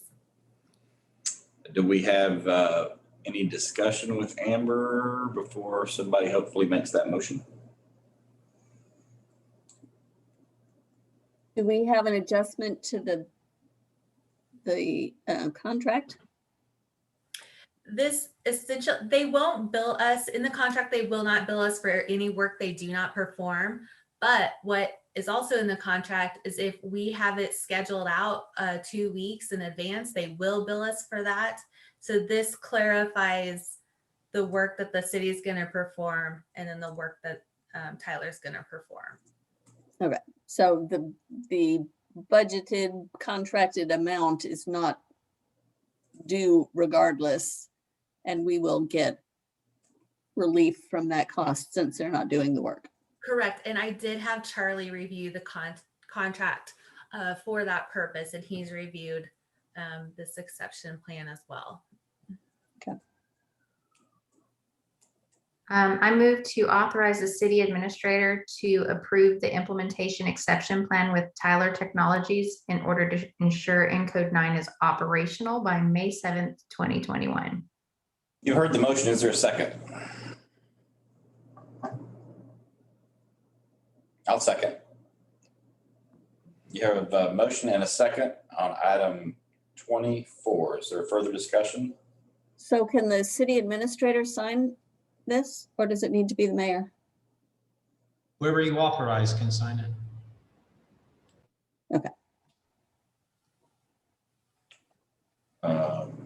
Anyone else? A question? Amy? Buck? All right, we have a motion and a second on item 24. All those in favor say aye, opposed say no. Wendy? Aye. Sarah? Aye. Amy? Aye. Buck? Aye. Gavin, aye. Being 5 ayes, no nays, motion carries.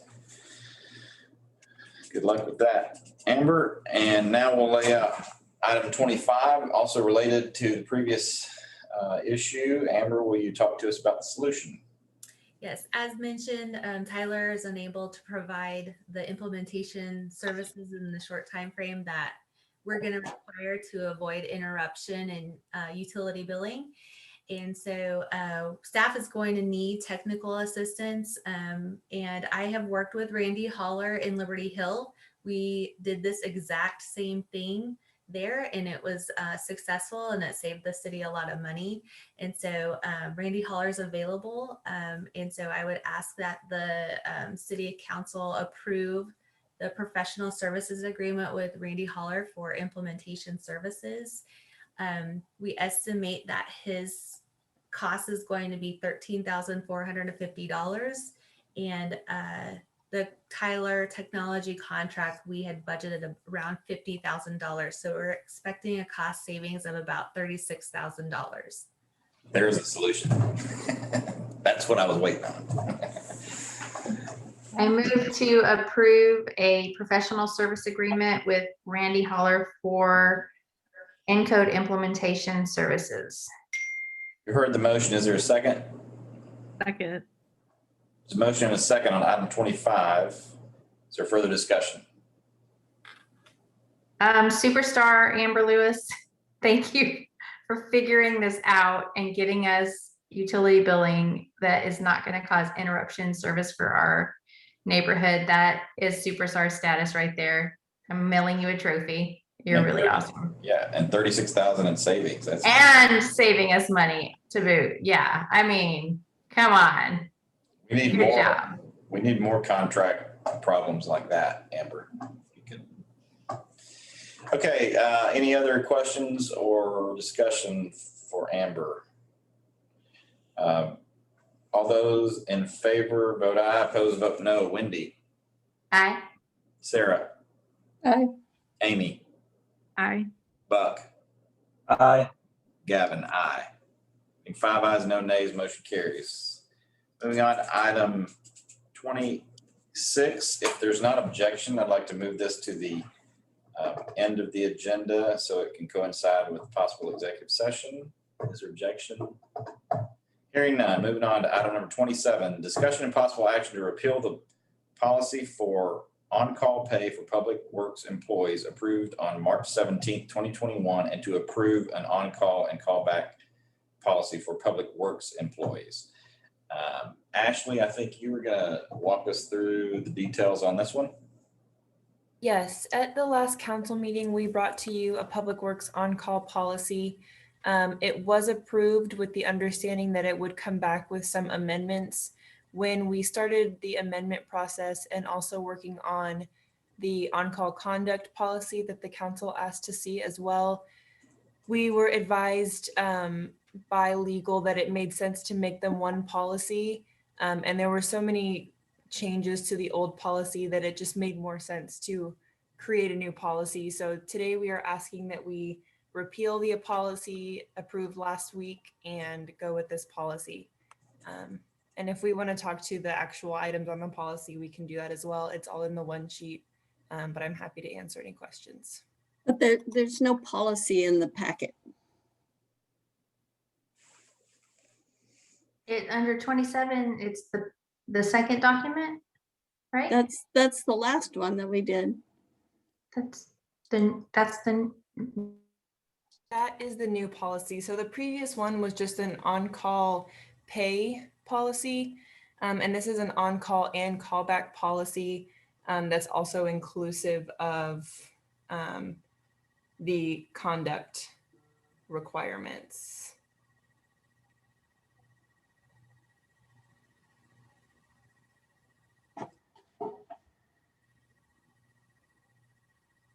Is it, yeah, I think the title of the documents may be a little bit confusing. I think that Yeah, because it says it's the policy approved March 17th, 2021. I'm sorry, I'm not sure why it's titled that. That was the other, that was the title of the old policy, but this is the new on-call and callback policy. My apologies for that document title. But the document itself is, you're looking at it and it's definitely correct. Yes, so this goes through the on-call procedures. The employer responsibilities was what has been added in to talk about the on-call conduct. And then callback procedures, we're also addressing being called back in if you are not on call. So that's kind of the differentiation between on-call and callback. Got it. All right, council, is there a motion on this new and improved policy that we've already considered last month?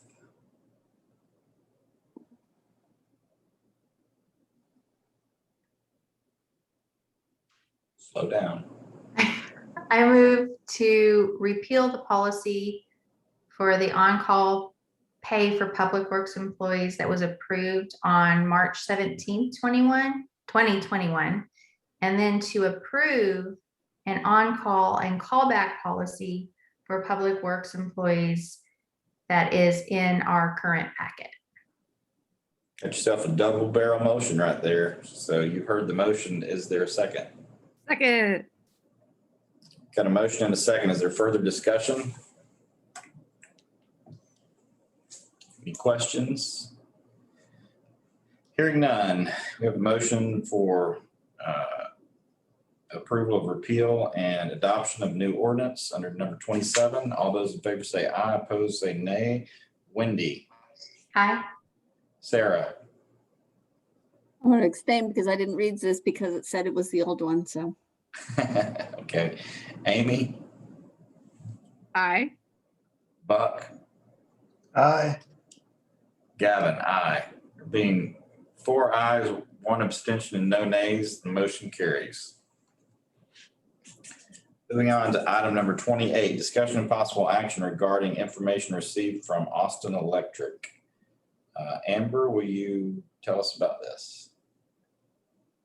Sure. At a couple of council meetings, I think one right after the winter storm emergency, Amy was so instrumental in making sure we were connected to Austin Energy and helping us get the lift stations back on the critical grid and back on. And so there were things that the council had directed me to do to continue to nurture that relationship with Austin Energy and to understand how we could be better stewards of their infrastructure.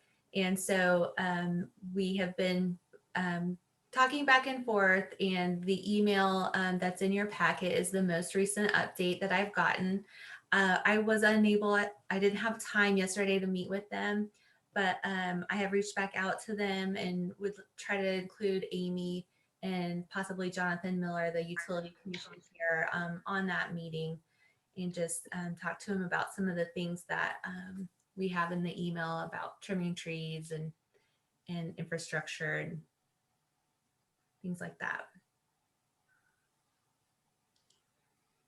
Amy, is there anything else? No, I look forward to the meeting that they've proposed in the email. It seems like they're asking some clarifications, and I think on question 2, it would be interesting to get to just kind of try to dive into that a little bit more to see what we can understand about the infrastructure, and also to make sure that their map actually includes the critical infrastructure that exists in Rollingwood.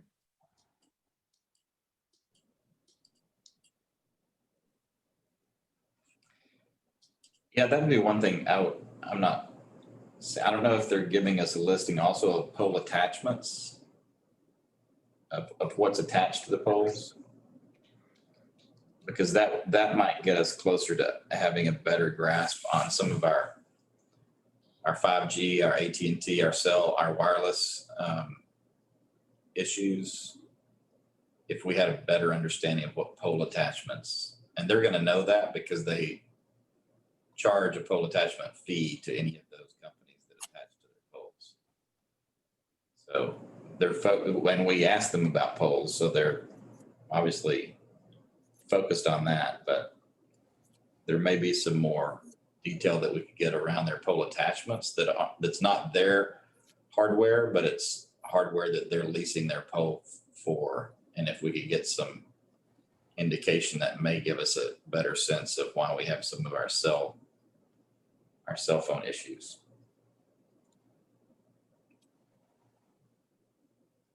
Amber, under number 5.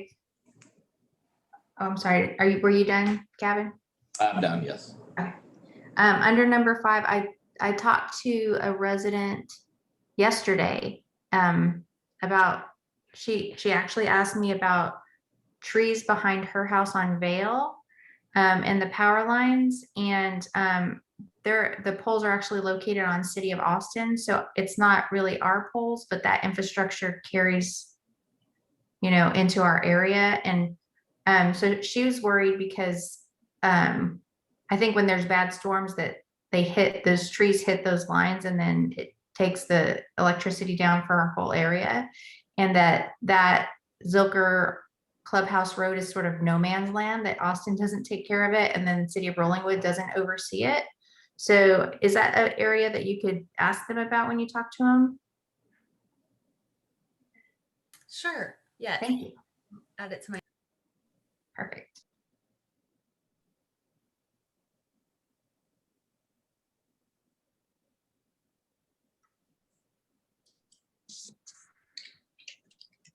I did also notice that we've been moved into a new area of Austin Energy in the communications we're getting, that they have a local government office.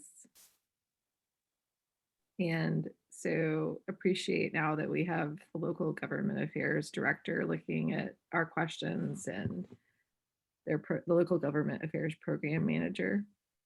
And I think that will be a great ongoing contact for the city as we continue to understand how we can partner with them on their electric service in our city.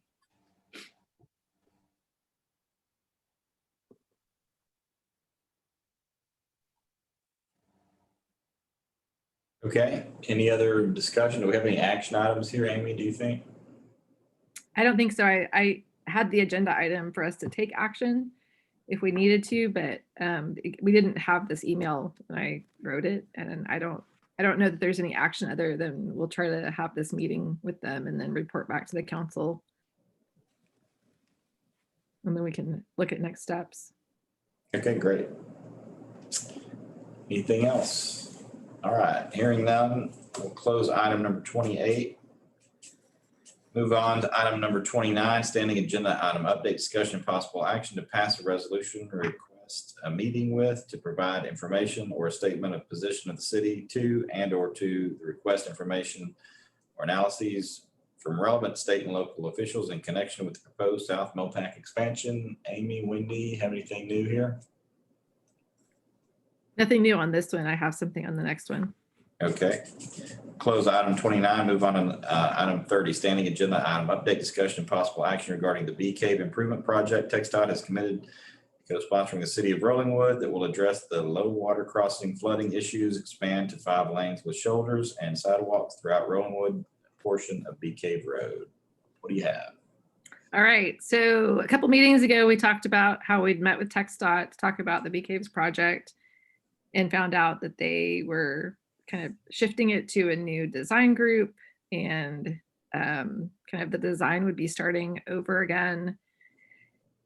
And the timeline had been pushed out quite a bit for when we could expect for them to start being able to really work on the project in earnest. So one of the things that was raised during that meeting was last year, TxDOT excuse me, did a study of, I believe, 10 different low water crossings in the region and actually developed designs for adding alert type infrastructure and also better signage and like a little rain gauge thing and all that kind of stuff to those low water crossings. So that was brought back up at the meeting. And since then, there's been a lot of discussion about it with TxDOT, Amber and myself and Chief Brady.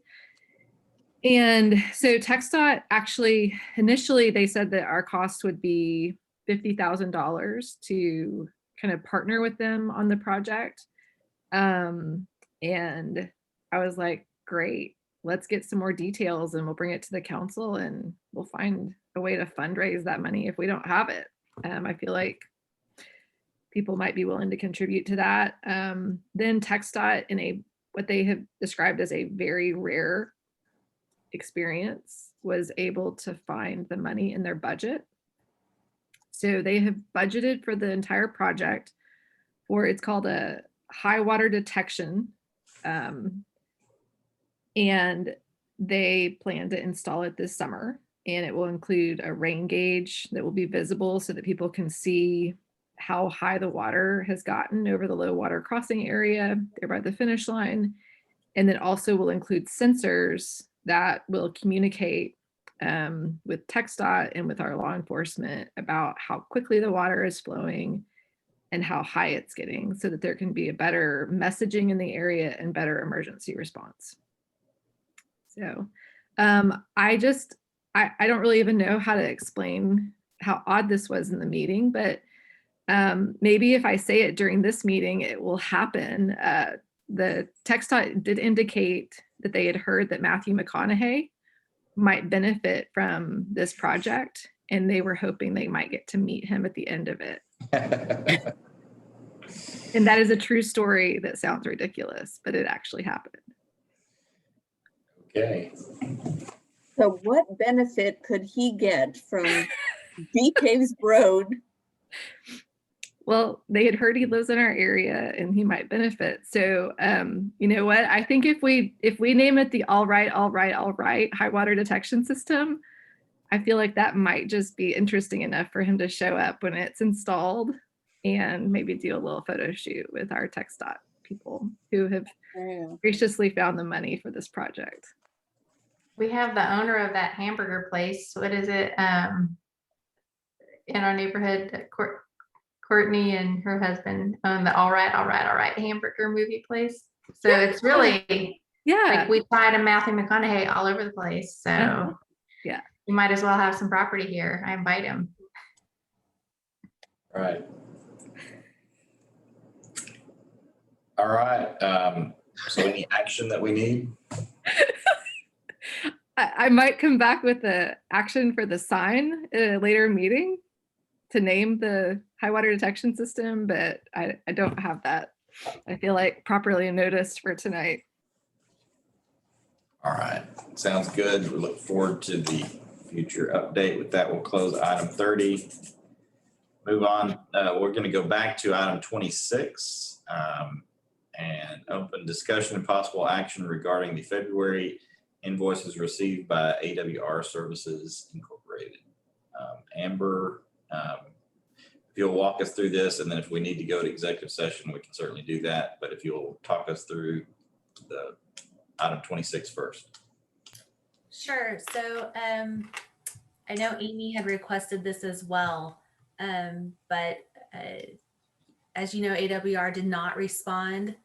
They did not honor their contract during the winter storm emergency. And so we wanted to hold their invoices to discuss what's appropriate to pay them for the month of February. They did offer a credit of about, I believe, $1,700. But I don't know that that's appropriate since we spent. Abel, do you want to weigh in on this? How much did we spend in hard costs as a result of their non-response? Yes, ma'am. AWR offered us a credit for water and wastewater on the February bills for $1,754.06. The city had to pay an outside contractor to keep the lift stations going during that same period of time, $6,198. So there's a difference of $4,443.94 between the credit offered or credits offered by AWR versus what the city had to pay the outside contractor. And obviously, we have not paid the February invoice or March invoices yet. Abel, what are the invoices total? The invoices totaled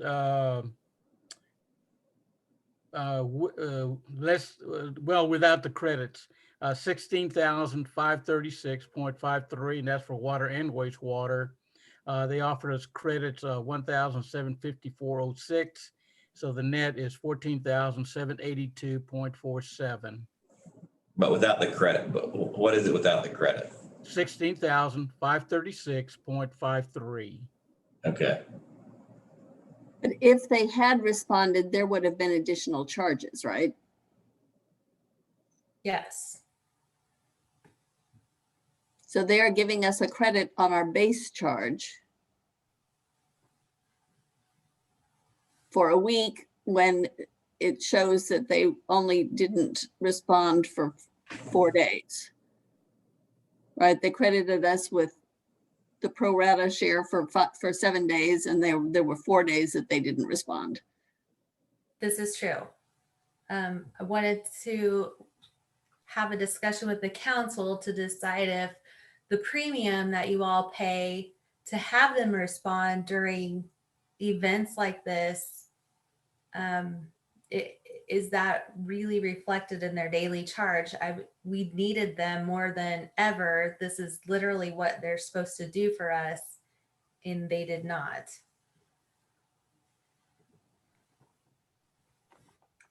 And we did have an issue raised by the TCEQ. We were turned into the TCEQ for not having a wastewater operator on site. They did accept that we had the contractor talking to our employees. So they accepted that, but they did write us up with an issue. Who turned us in? A disgruntled employee. Former employee. Yes, former employee. Gotcha. Oh, and we did read the minutes of another water customer of AWR who asked whether or not they were responding, or they talked about their response during the weather event, and AWR and Health did confirm on record at their public meeting that they did respond and had operators responding during the public weather event for that particular company on 360. So he did tell us that they didn't respond to anyone. So he's either lying to us or he's lying to them. Don't know, but they were responding.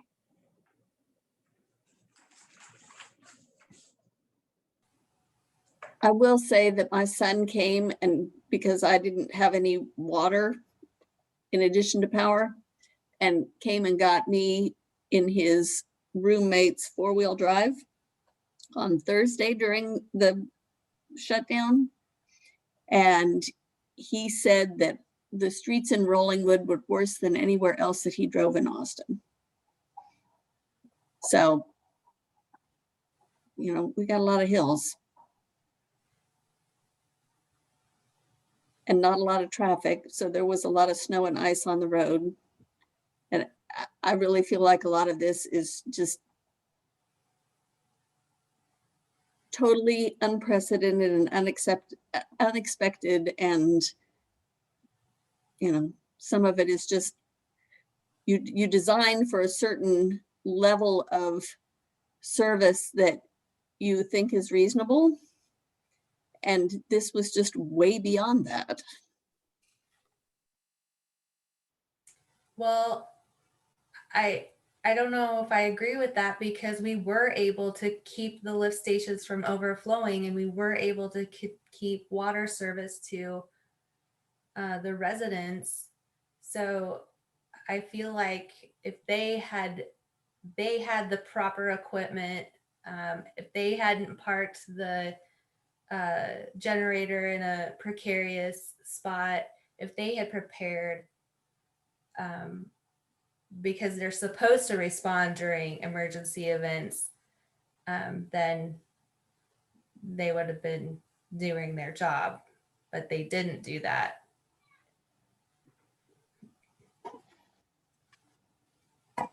Well, here's my feeling on it. Sarah, I'm glad that you were able to get assistance during the storm. Our shop had a broken pipe, and so John was having to go in and out of the neighborhood. And I think he had a different experience than your son as far as roadways. So I'm not sure that that piece of information is more than colloquial. And I think we all had our own experiences with what was difficult.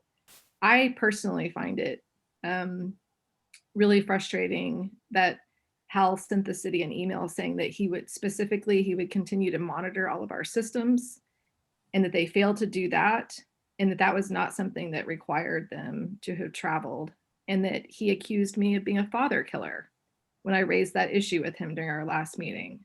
I also specifically asked him during that meeting if they had sent the exact same notice and not provided service to all of their other clients. And he emphatically said, no, we did not. We kept all of our men home. We had to keep them safe.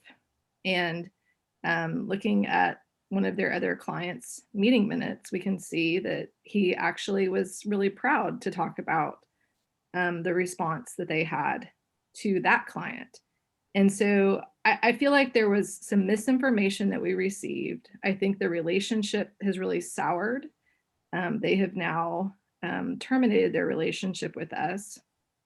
And I really hope that other contractors understand that there were some, if I were to say there were some things that were unprecedented, I would say that AWR's choices in how they responded to the city and the lack of communication and the lack of willingness to try to help us was unprecedented.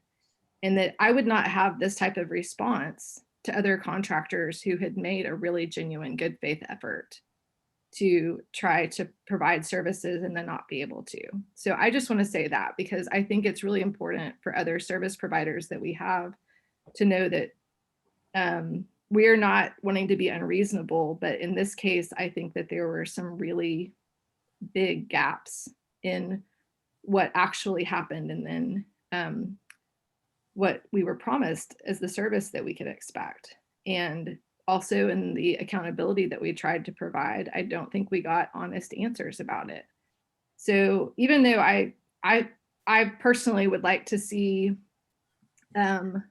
more perhaps from AWR as far as them operating with a level of integrity for what they failed to do, I think that we are ending our relationship with them. And if they're willing to give the credit, that seems acceptable to me because they did not provide the services during that week, but there were services they could have provided and that they said they were going to continue to provide.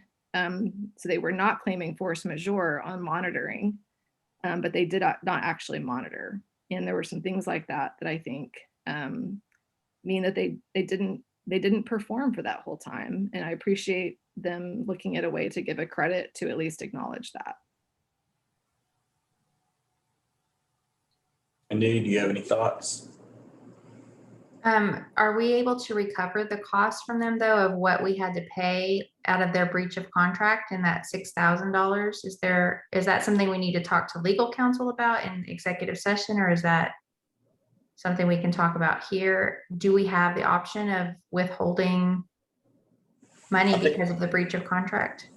Yeah, I think the question probably that's before us is to pay, to not pay, or to pay a portion. go into executive to talk about legal ramifications of that if y'all want, or I'm happy to talk about it publicly as well. I don't know if Charlie has any deep thoughts on that. No deep thoughts. I can- So, yeah, go ahead. yeah, sorry. go ahead. No, Go ahead. I really don't have anything.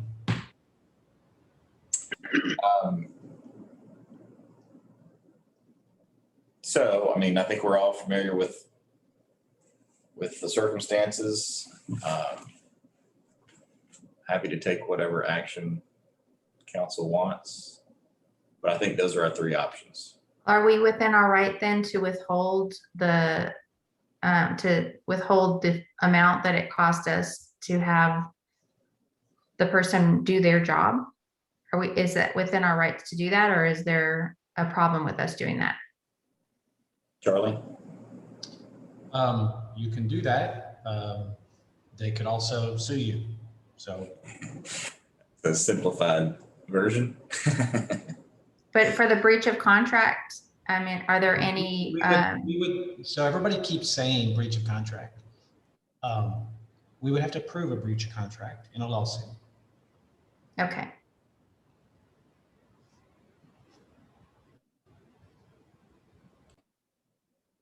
I don't want to have a lawsuit.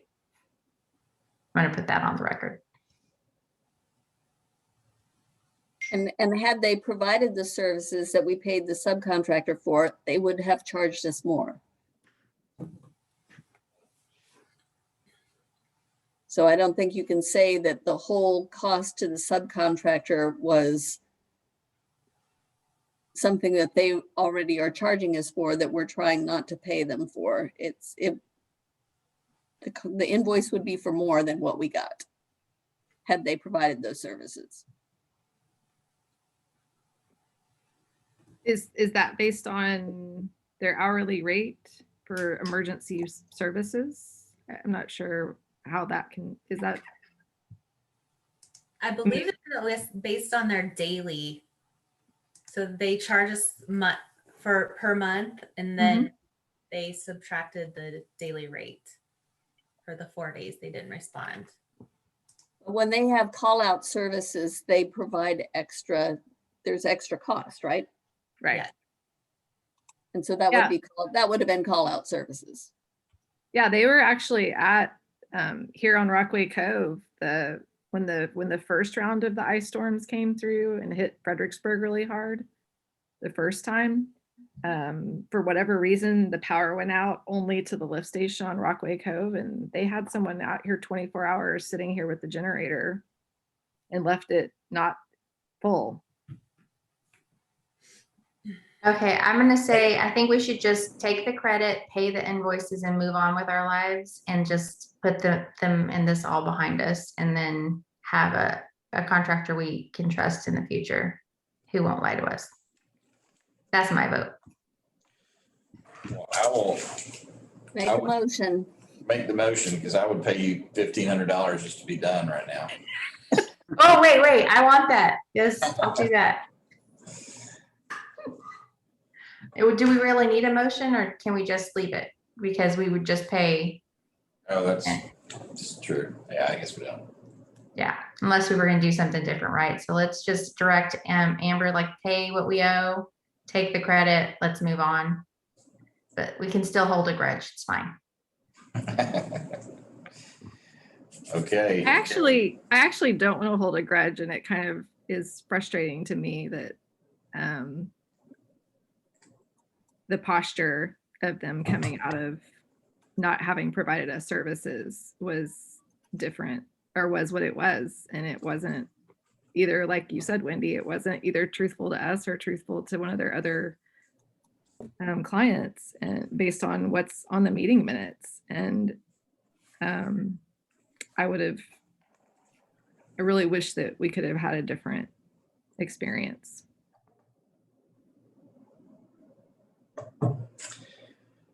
Okay, Amber, direction given, you're good? I'm good, thank you.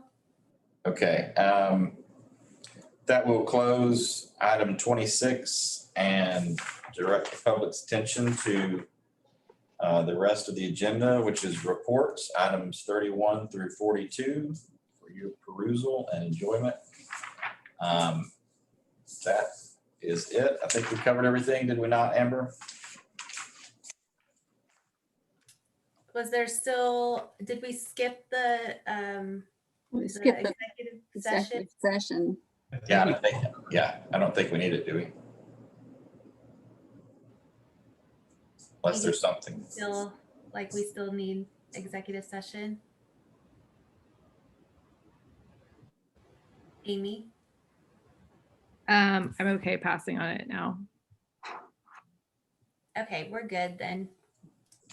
Okay. So Amber, can I have one question on one of the attachments here, the Waste Connections letter? Yes. It says that the calculations are provided to the letter in the form of an attachment, but there's no attachment. Can you guys send that out? Yes, I will send that out. Okay, anything else? Entertain a motion to adjourn. So moved. Motion. I'll second. All those in favor say aye. Aye. Aye. Opposed, say no. Ayes have it. Thank you. Good night. Thank you. Night. Night.